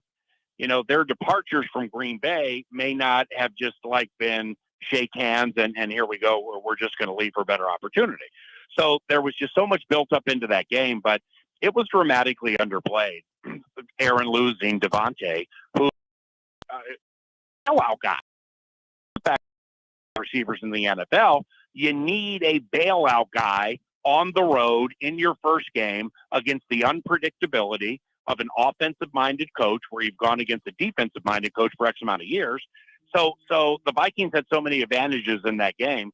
But the one thing when I watched it back, watching Alexander and Savage and Amos and Douglas and Eric Stokes at that time do pirouettes in the secondary because they didn't know where to go. I mean, that lacked organization, which you just never see with a Green Bay Packers team. But I wasn't super surprised because, again, the Vikings are talented with their skill guys. Now, after the game, when Jair complained that I thought all week I was going to get JJ and I'm upset that I didn't, well, be careful with that, man, because that's valor being the better part of discretion. And I don't think there's a corner in the NFL who one-on-one with no help can cover Justin Jefferson the entire game. So, I don't know if Jair meant give him to me and nobody else is to help, or I was supposed to do something they didn't let me do. It's going to change on Sunday. I mean, Jair's going to be opposite him a fair amount. I bet a lot of money on that. But if it's just going to be one-on-one, good luck. I mean, good luck. And I'm not being a JJ Homer here. He ran some routes on Stephon Gilmore in that Indianapolis Colts game that I've never seen in my life. And the cuts are hard. The depth of route is perfect. And I just don't think it's wise to have one guy cover him play after play after play. Packers offense going to be playing in this game as much as I know they need him. I don't think he is. Well, that's a bad loss. Yeah, it's a tough. Yeah, tough. That's a bad loss. But this Dean Lowry loss, it's being underplayed because nobody here cares about or knows who Dean Lowry is. And Dean murders us every single game. When you guys had that Lowry Lancaster thing with Kenny Clark, I mean, it was unblockable. Like, I'd watch games back and they were unblockable against us. Now I know Lancaster left and Clark's still unbelievable. No Lowry in this game is a major, major handicapping factor. But with Watson, go ahead. No, I was just going to say with Watson out, offensively speaking, the Packers have gotten better, but they've gotten better because they figured out a way to take the lid off some of these offenses and become more dependent on Christian Watson in doing so. So with Aaron Rodgers, that last game against Miami, he didn't play good, and he hasn't played like Aaron Rodgers pretty much all season long. So with the defense giving up, fifth worst in points given up all season, we know that's been well documented. But tell me what you think or what you fear out of this Packers offense. I mean, Aaron Jones with these catching touchdowns, and we've had problems with that with backs this year. Pollard and Ezekiel Elliott got us for $4 billion, and then that's a high-end operation that I know lost to Jacksonville, but so that's a high-end operation. Anytime you mention Aaron Rodgers, bad thumb or not, it's a well-organized, high-end offensive operation. In watching back a fair amount of Aaron's plays over the last month, and then looking at the stats with the 11 picks, career high 13, his yards per attempt, 6.8. I think it's second lowest of his career. His long completions, 58. Well, that's the shortest of his career. He has no rushing touchdowns either. He's different. So there's something different here where if they're going to flip a switch and he's going to be that HOF 325, 4 touchdowns, 3 to Devontae, no picks out of nowhere, God bless him. I don't think it's going to happen. But 13 TDs and 2 interceptions at home. So he's been better at home. The throwing to Aaron and the way they're running A.J. Dillon, that's what's coming to set up the play action. But really, from the other side of it, without Dean Lowry, who terrorizes the Vikings and is still an underrated player, and obviously no Rashawn Gary, if they can't rush Kirk without blitzing and he's protected okay, this Vikings deep game ain't no joke, man. And Dalvin now catching it and running, and Hawkinson, so I'm more looking at it like the Vikings offense needs to hang 26 or more on this team, and I don't care what the weather is. So now to combat it potentially without Watson and chewing the clock with the running game and Rodgers not airing it out the way he always has because of that thumb, offensively, I'm just a little perplexed as to what I'm going to see Sunday middle afternoon. I got to ask him mood-wise. It's one of those intangible things. You got to just put your thumb on it and say, this is the feel. So Minnesota, they know what they've got locked up. They've got the division. This is really just a rivalry game. But is there that added incentive of we can end their magical run? We want to be the ones to put the nail in the coffin. Not with this group, and here's why, because they're all new. So, like, for O'Connell and or first-year offensive coordinator Wes Phillips, Bum's grandkid, Chris O'Hara, our quarterbacks coach, is in his first year as a position coach.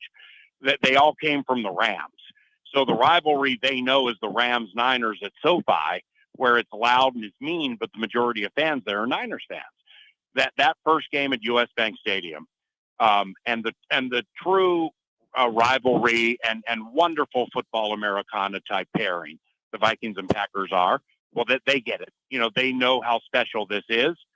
However, it's not let's dagger Green Bay.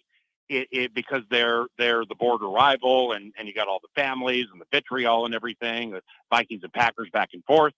They're more so having a level of respect for Green Bay in that that's the target at which to shoot every single year. And you've beaten them in the division. You have a chance to eliminate them from the postseason. That's cool. But like I said earlier in the chat, Billy, having Za'Darius and Mike Smith and Mike Pettin, well, there's an underlying something there with all three of those guys where they had the Vikings defense ready to play with its hair on fire in that first game. And Za'Darius only had one sack, but Aaron, he messed up Aaron. Mm-hmm. I mean, he messed up Aaron even when he wasn't hitting him. So that underlying tone with those three guys, that really, really is dictating the level of motivation to hold this 2 seed and hold San Francisco at bay. Now, I know that if by chance the Packers get a win in this one, it could end up where the Green Bay Packers have to come to US Bank Stadium to face Minnesota round 1 of the playoffs. If that happens, Paul, now I know Charge loves to go to Manny's, but I will bring you a stack of burritos and chili cheeseburgers. Antigos will be right there in the broadcast booth when you go to take the mic come that Sunday or Saturday, whenever it is we play. I'll be up there, and we're going to hit Antigos hot and heavy. Yeah, that's it's with all due respect, it's not going to happen because either the Vikings are going to win this weekend, which I do think they are, but it's a 50-50 game. I don't look at it like week 1 where I knew we were going to win, or McCarthy in the last week's going to do you a real solid, man, and he's going to sit all those Cowboy starters, just to drive the metaphorical dagger in from afar. So I don't believe it's going to happen, but if it does happen, your $26 Antigos order, it's on me. Well, you know what? I'll be bringing them. And please don't. Look, as much as I love football and playoff football, don't rain on my Antigos parade, man. That's all I care about at this point. Paul, it's always a pleasure. I'll see you up at Lambeau Field on Sunday, man. And there's nothing better than ringing in the New Year sitting in Appleton, Wisconsin. Hey, come by the Box, like 3 down from Larrabee, right next to the replay, the replay officials. Yep. Come by and say hi and fist bump, man, and let's embrace and head into the new year on some positive vibes. God bless you, my brother. I always love going on your radio show, and continued success. All right. I will see you there on Sunday. You bet. Paul, appreciate it, pal. Talk to you then. There you go. Paul Allen, voice of the Minnesota Vikings. Good guy. I love Paul. Good guy to talk to. Good guy to chat with. I'll stick up for Paul every damn day of the week. You know what? He's excited about his team. He's allowed to be. He's allowed to be. They whooped the hell out of the Green Bay Packers in game 1. Packers have a little revenge. He's right, though, that a lot of that new coaching staff, they don't give two rats' ass about the Green Bay Packers in the sense that a lot of the fans do. But some of the guys inside those walls, up there inside US Bank Stadium and such, they do. They remember it. Za'Darius being that leader. And like he said, he had them ready playing with their hair on fire. And Za'Darius, remember, there was some jawing going on back and forth between Aaron Rodgers and Za'Darius Smith in game 1. So this one, with a lot of the marbles for the Green Bay Packers in this contest, it's going to mean something. Should be a good one up at Lambeau Field. 877-867-1670. This portion of the program brought to you by our friends at Pella Windows and Doors of Wisconsin. Go to PellaWI.com. And today, downstairs, down I go. I was going to take out some trash. I was going to open up the patio door, the whole thing. And I thought, wait a minute. Before I do, close the door. Ran back over. Checked it. Sure enough, 70 degrees. Perfect. Love it. Love the new patio door, the economical patio door. Got some nice emails over the weekend talking about their experience with Pella Windows and Doors of Wisconsin. There isn't anything better. It's just the most value, the best choice by many, many of you homeowners in the area. And all you got to do is go to PellaWI.com. That is Pella, P-E-L-L-A, PellaWI.com. That is PellaWI.com, or call them 855-PELLA-WI. You can call them right now. Still get on the books. 1 year, 12 months, no money down, no payments. Financing, you're good to go. No interest. It's all right there. Just go wrap your arms around it. Grab it. Go to PellaWI.com or call them 855 Pella WI 855 Pella WI. Covering Wisconsin sports like a blanket. This is the Bill Michaels Show on the Wisconsin Sports Zone Radio Network.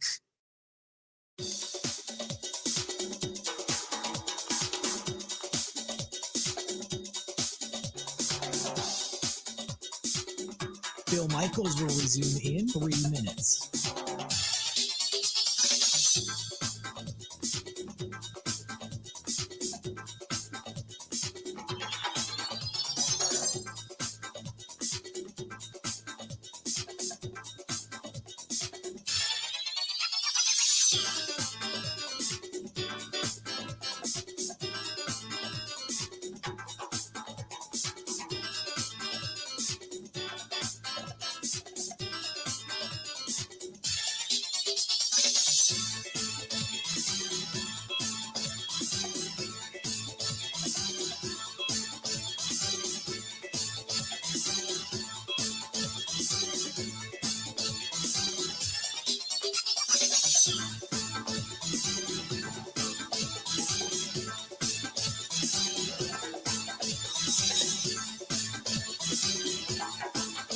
Bill Michaels will resume in 2 minutes.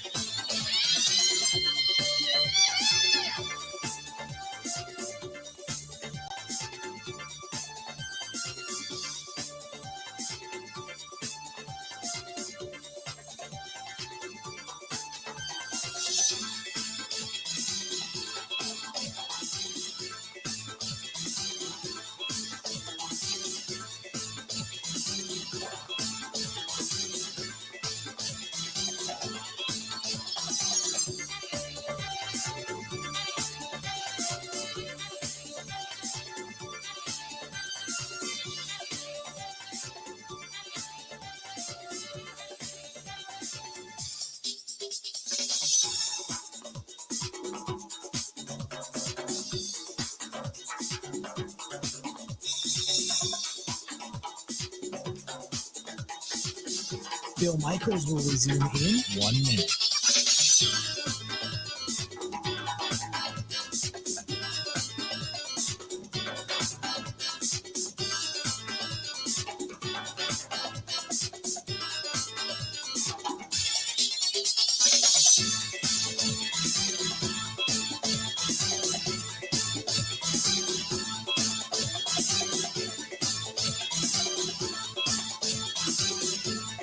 Bill Michaels will resume in 30 seconds.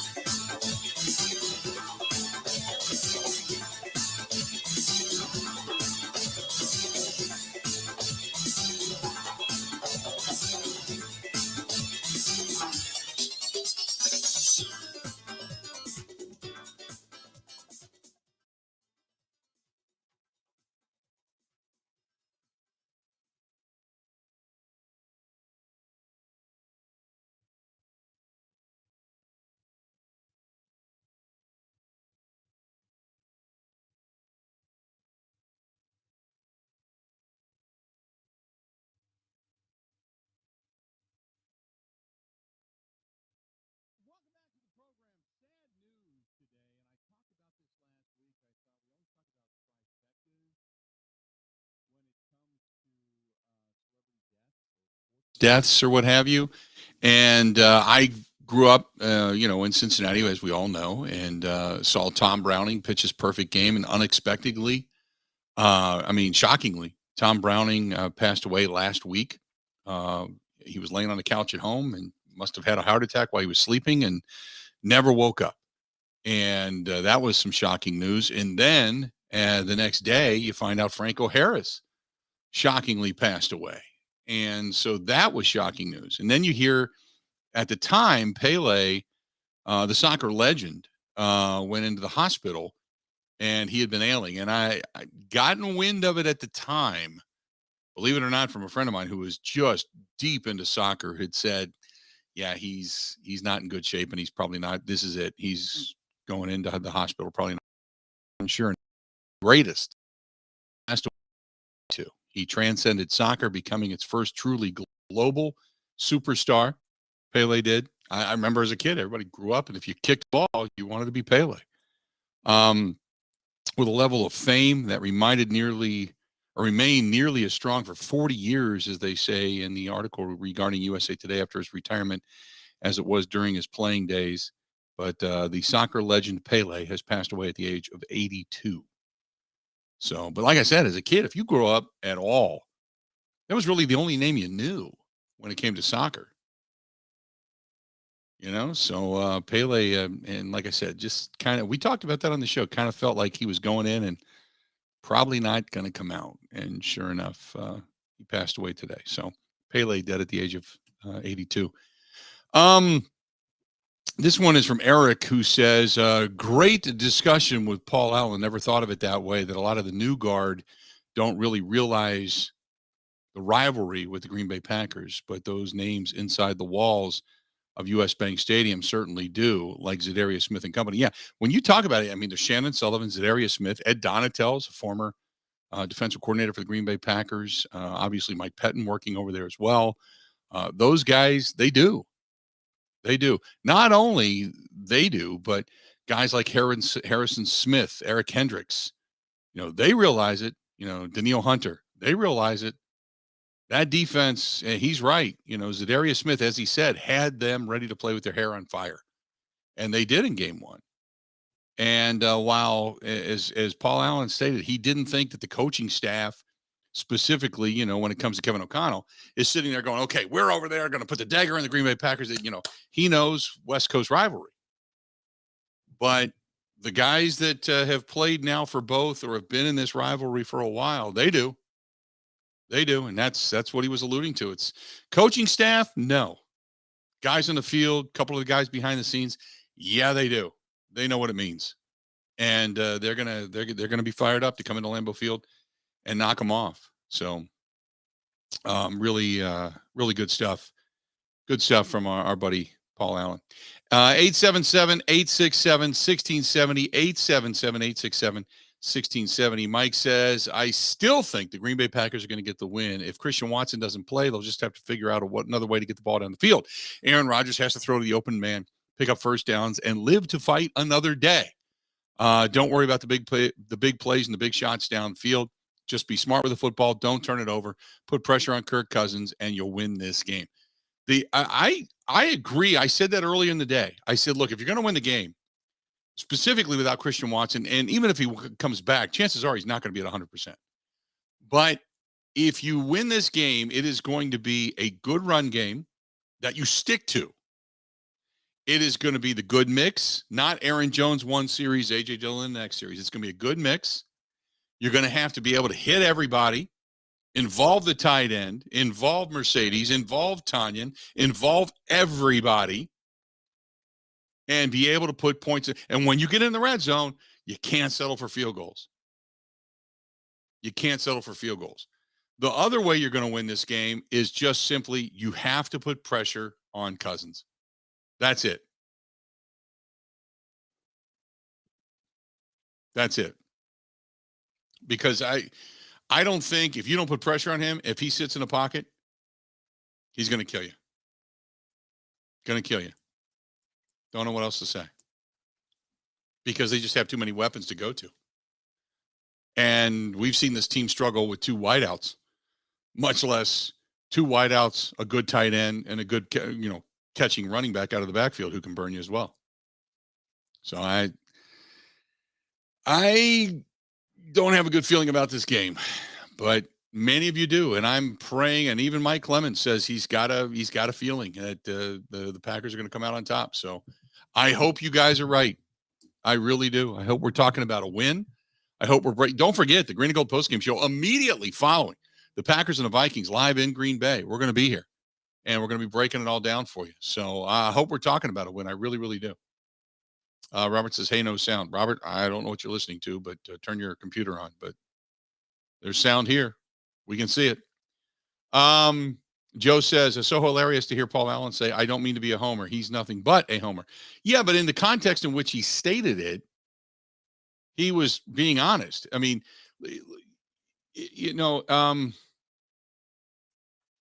Joe says me picking the Vikings is pretty much a Green Bay win. No, I've been pretty right all season long. Ben, I'm above 500 on this, correct? For our spread picks, yeah. The spread picks. I have not tracked your Packers win or loss. I haven't tracked the Packers, but my overall picks for this year, you know how we do every game on Wednesday night? We pick the games on Wednesday night. I'm way up on that. I quit counting after a while. It's because I could have lost every game one week and still been above 500. Now, granted, we're picking winners and losers. We're not picking versus the spread. We're just picking winners and losers.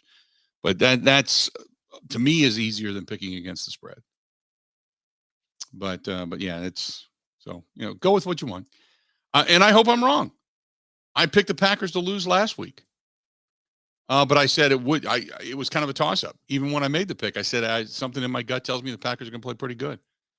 They dispelled the myth of can't go to Florida and get a win. They beat Tampa Bay. They beat Miami. They can do that. They go down there and get a win. Miami was faltering somewhat. They weren't playing really good football coming into that game. So yeah. But going back to the Paul Allen comment. He was just being honest.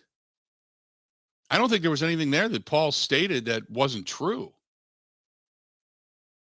That's the one aspect of all of this. There's nothing there that wasn't true. It was all true. You may not like it. You may not want to hear it, but it was all true. 877-867-1670. Hit us up. This is Billy real quick says, hey guys, it sounds like a 2023 problem. And he shows me a guy opening a can of beer.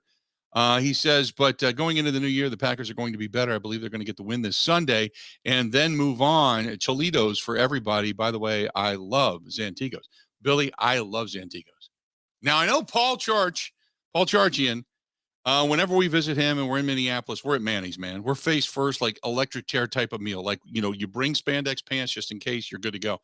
But Paul Allen and I are huge fans of Zantigo. And I introduced Paul to Zantigos. He had never had it before. And it was funny because I went on his radio show and I talked about it. And he's like, I never heard of this place. And one of the people in one of the restaurants of Zantigos heard it and brought him over to him and said, here you go, try it. And he's hooked. It's like I got him hooked on burritos, man. He just loves them. So I said, we get the best of both worlds. You get the cheap day for, it's like, Taco Bell on steroids, I guess. But yeah, Zantigos, man. I love that place. Hell yeah. Every time I go over to Eau Claire, if I got a couple hours to kill, man, I'm zipping across the border, going into Minneapolis, grabbing some Zantigos and coming back. Absconding. Let's do this. We're going to take a break. We'll be back. We got a lot more of the Bill Michaels Show coming up next. Ready? This is the Bill Michaels Show on the Wisconsin Sports Zone Radio Network. Ho, ho, ho, I need a window. Baby, it's cold outside. So where do I go? Ho, ho. Come on, Santa. Go to Pella Windows and Doors of Wisconsin. Now is the time to replace your leaky windows and doors. You and Mrs. Claus can get your new windows while putting no money down, no payments, and no interest for up to 24 months. Unwrap this gift now, but pay for it 2 years later. More jingle that stays in my pocket. That's right, Santa. Plus, our elves install year-round and in as little as 1 day. Pella offers lines in luxurious wood to fiberglass and vinyl. Why not make a New Year's resolution today? That's the spirit, Santa. Hell no, pay later. Absolutely. Put no money down, no payments, and no interest for up to 24 months. But you have to hurry. Offer ends December 31st. Schedule your free consultation today at PellaWI.com. License for details.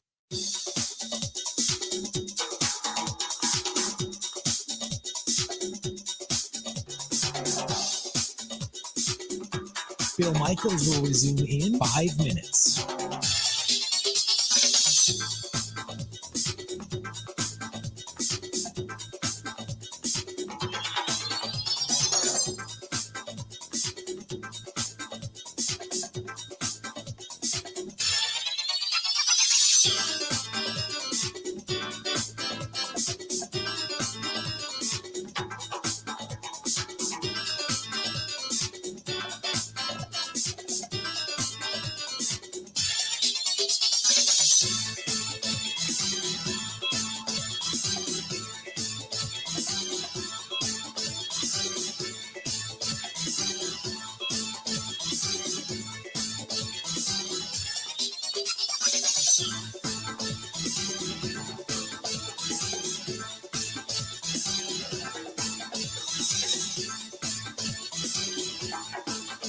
Bill Michaels will resume in 4 minutes.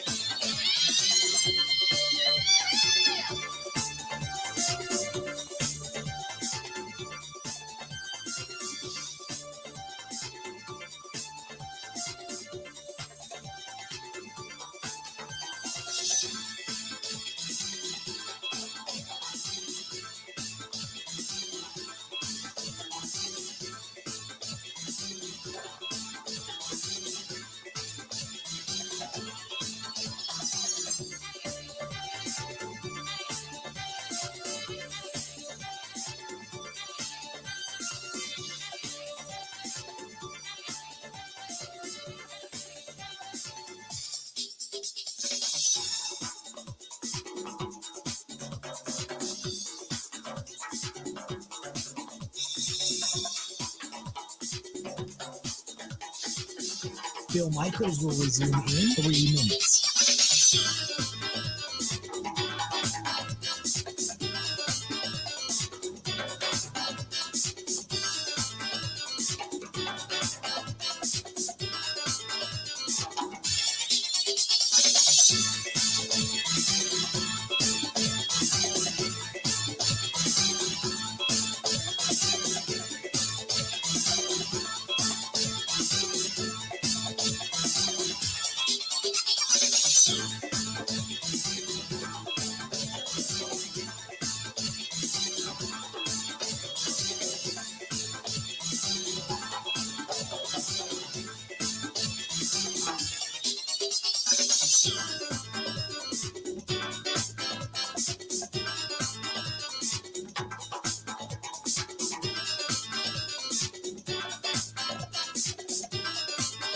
Bill Michaels will resume in 2 minutes.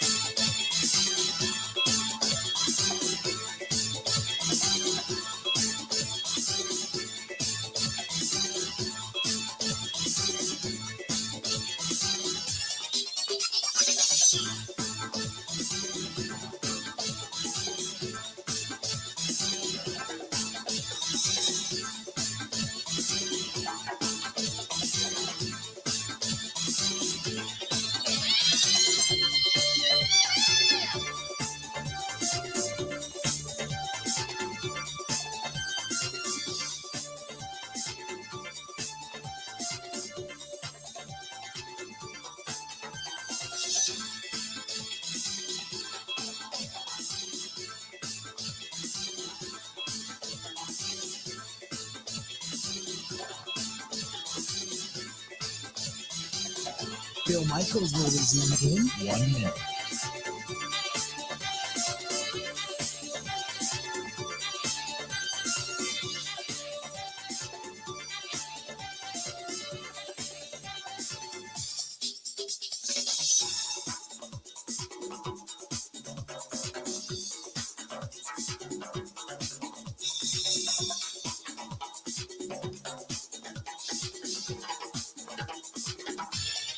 Bill Michaels will resume in 30 seconds.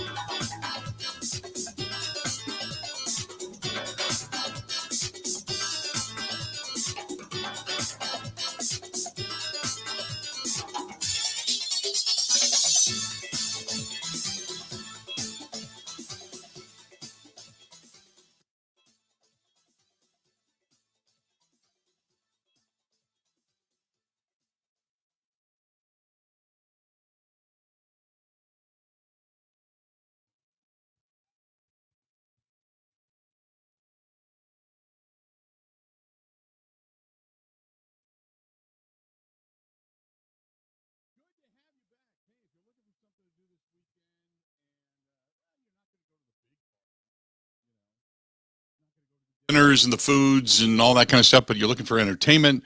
Ring in the new year, maybe with a good cigar, good hookah, some entertainment.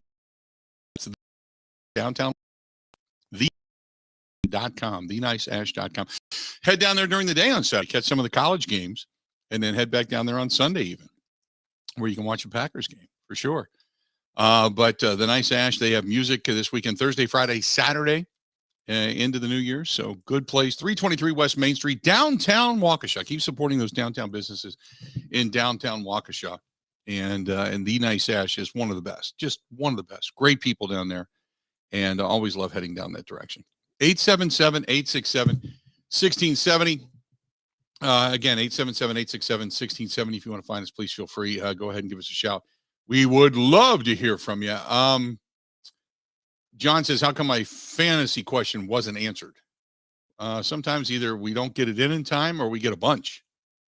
We try to get to everybody. We always say that. We don't guarantee to get to everybody, but we try to get to everybody. Dave says, for true blue, green, and gold fans, Paul Allen is hated as much, if not more, than the Vikings. I would guess the majority of fans turned down the dial when he was on. Love the show, by the way. Well, that's, I guess, your preference. That's fine.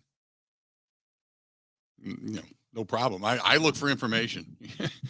I don't, there's not many people when it comes, even like rivals, when I think of rivalry broadcasters, not many people that I can't stand. I don't go in that direction. Who's the guy? Who's the guy, Ben, who does New York Yankee radio? Oh, Michael K. Michael K. That Yankees. I cannot stand that. Bill, he was doing playoff games for ESPN. He did the Phillies Cardinals series. Yeah. And I turned down my television. I listened on radio. Michael K. Now, I don't hate Michael K. because of the Yankees. I can't stand Michael K. because of the contrived the Yankee. I mean, Euchre, get up, get out of here, gone. I mean, that was probably a legitimate call that started out that way and became his thing. I remember the first time, Wayne Larry did the dagger. That caught on and became the thing. I remember that. Marty Brenneman growing up. This one belongs to the Reds. That became a thing. High fly ball, deep center. Cesar Geronimo hauls it in, and this one belongs to the Reds. That happened. It was organic. That Yankees win sounds like he's pulling his zipper up out of the bathroom with the pliers and grabbed the wrong thing. Oh my God. Beyond that, well, A-Rod's right next to him too. Right. But beyond that, I've never really hated broadcasters. I listen to broadcasters for information and delivery and excitement. Now, like Gus Johnson, a lot of people love Gus Johnson. Gus Johnson, to me, is overhype. He hypes things when he doesn't need to. And the one thing you'll always learn in doing play-by-play is you are not the product. The product is on the field. It's on the court.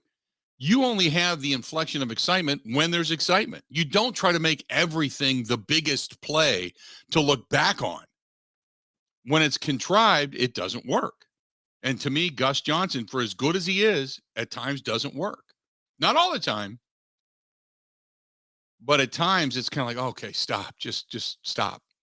Because it's overhyped. Mount Rushmore of disliked broadcasters. Go. Stop. Gonna drive to Madison and drive a spike through your tire. There's some people I like and other people that I listen to. You can get down to some of the B and C and D teams in some of these college football games and in some of these NFL games, and you can go, okay, this is not as good. But for the most part, it's, Matt LePay, there you go. Matt LePay, I love Matt LePay. But, Touchdown Wisconsin it's organic. It's organic. But it's not contrived. He's not going, touchdown Wisconsin. It's like, God, stop. And I have heard Michael K. in big games go on with that forever. So there you go. Speaking of baseball, ESPN confirming 10 Major League umpires are retiring, the most since 1998. 7 crew chiefs are set to retire at the end of this month. Do you know one of those names? I know Tom Hallen and Sam Holbrook. Beyond that, I don't know. There's some chatter on Twitter that one might be Angel Hernandez. Oh, my God. I don't know if that's true yet. Tom Hallian was the guy that went off on the Mets manager when they were in the World Series. Yeah. Or the NLCS when he threw behind Utley. I'm looking at this. Ted Barrett, Greg Gibson, Tom Hallian, Sam Holbrook, Jerry Meals, Jim Reynolds, Bill Welke are all among the group to hang up their chest protectors. Marty Foster, Tim Newert, and Tim Timmons. Those are the 10. I stand corrected. Yeah, those are the 10. They say the retirements have nothing to do with the upcoming on-field changes for 2023, nor the possibility of the ABS, the automatic balls and strikes system, being instituted in Major League Baseball in the near future. But the league will promote or hire 10 new umpires next month, and they're committed to making it a diverse group, blah, blah, blah, whatever. Okay. But there you go. And the retirements come a year after Joe West, who umpired the most games in history, called it quits, and MLB losing decades of experience over the last couple of off seasons. So there you go. But 10 Major League Baseball umpires, the most since 1998, calling it a career. Now, baseball umpires, they're full time. They travel. They travel in their group with their crew chiefs. They get the monetary stipend like players do when they're on the road. Because a lot of the umpires, I know where they go downtown, and I've had great conversations after ball games with those guys when they're in town. So talked to them quite a bit. So there you go. By the way, it's John Sterling, not Michael Kay. John Sterling is the guy for the Yankees. I think I was saying Michael Kay. So there you go. But that's breaking news out of Major League Baseball. 877-867-1670. Hang in there. We got another segment of the Bill Michaels Show coming up right after this. Stay tuned. We'll be back. This is the Bill Michaels Show on the Wisconsin Sports Zone Radio Network.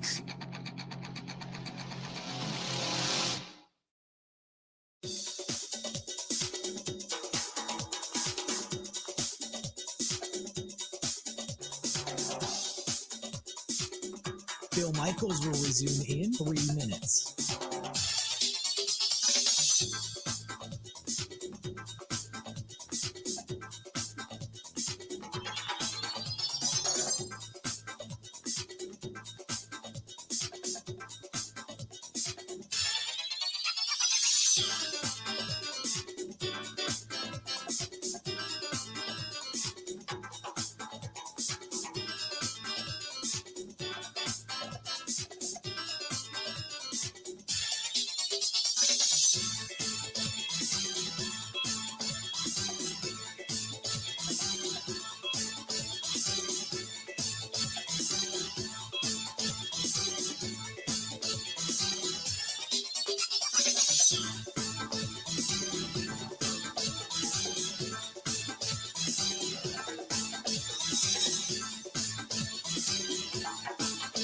Bill Michaels will resume in 2 minutes.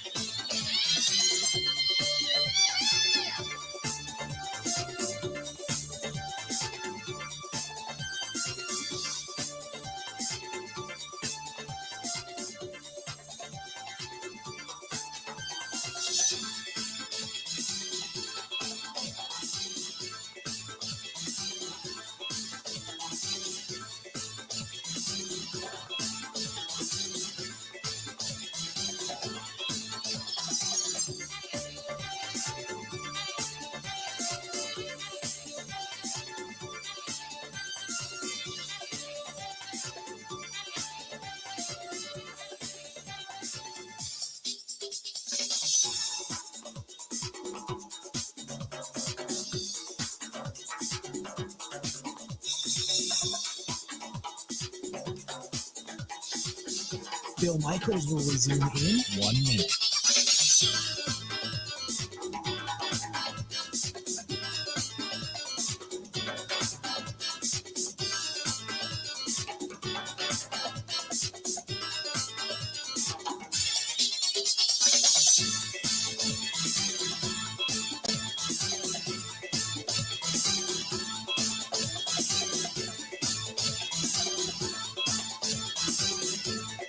Bill Michaels will resume in 30 seconds.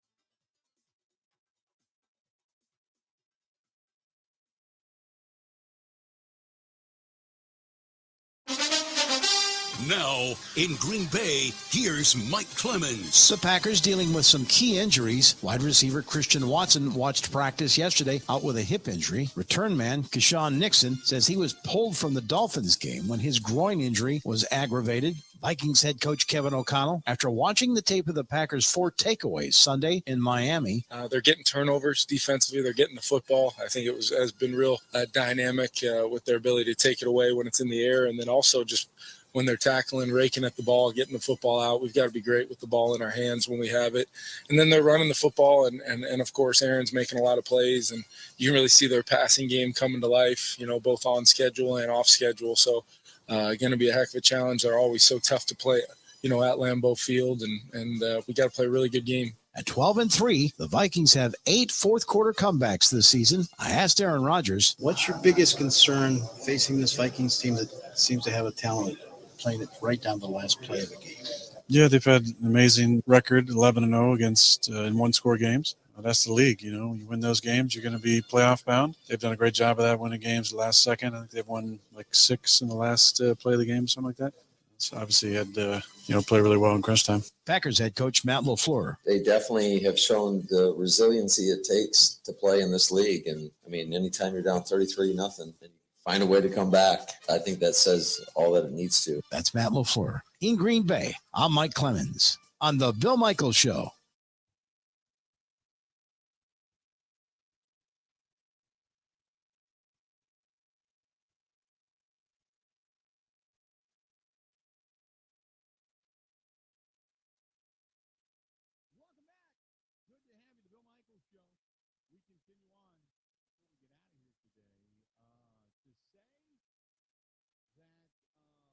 Packers, or that maybe the Vikings brain trust, so to speak, is not pointing at this game this weekend as the elimination game for the Green Bay Packers.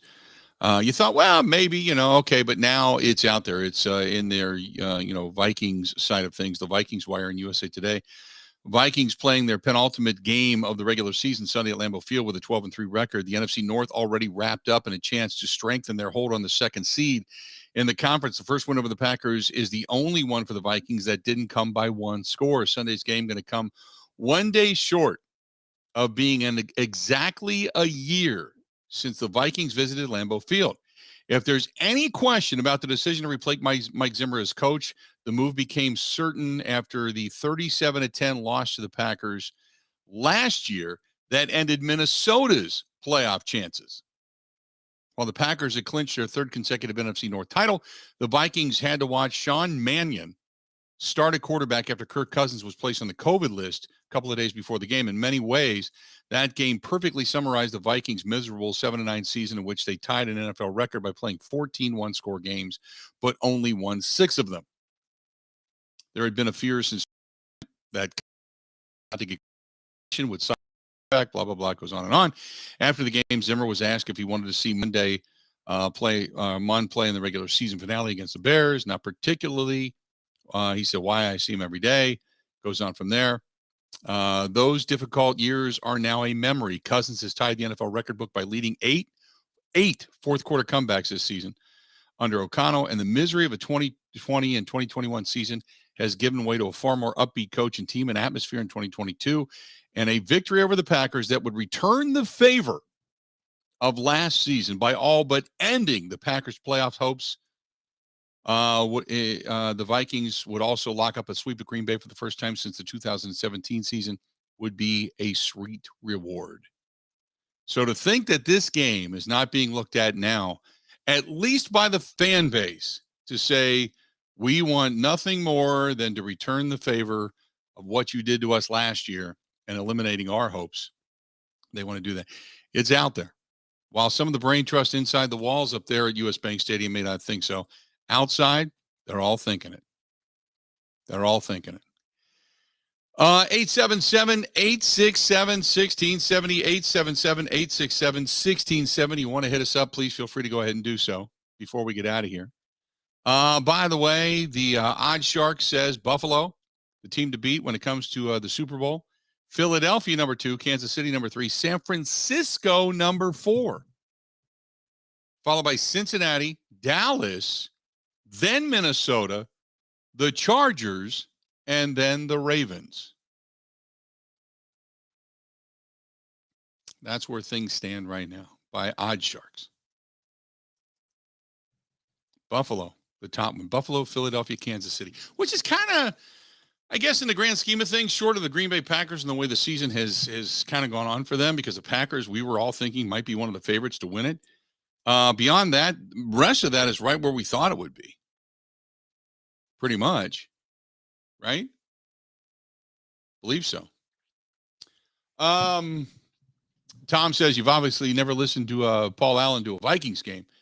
He can make a first down sound like a Vikings just won a Super Bowl. He is the most bombastic over-the-top NFL broadcaster out there. I maybe have once or twice. I take that back, probably, but when I play the Packers. But first of all, Thomas, most of the time on the same day I'm working. Otherwise, if it's not the same day, I'm usually sitting someplace or sitting at home listening to the game on TV, watching the game on TV.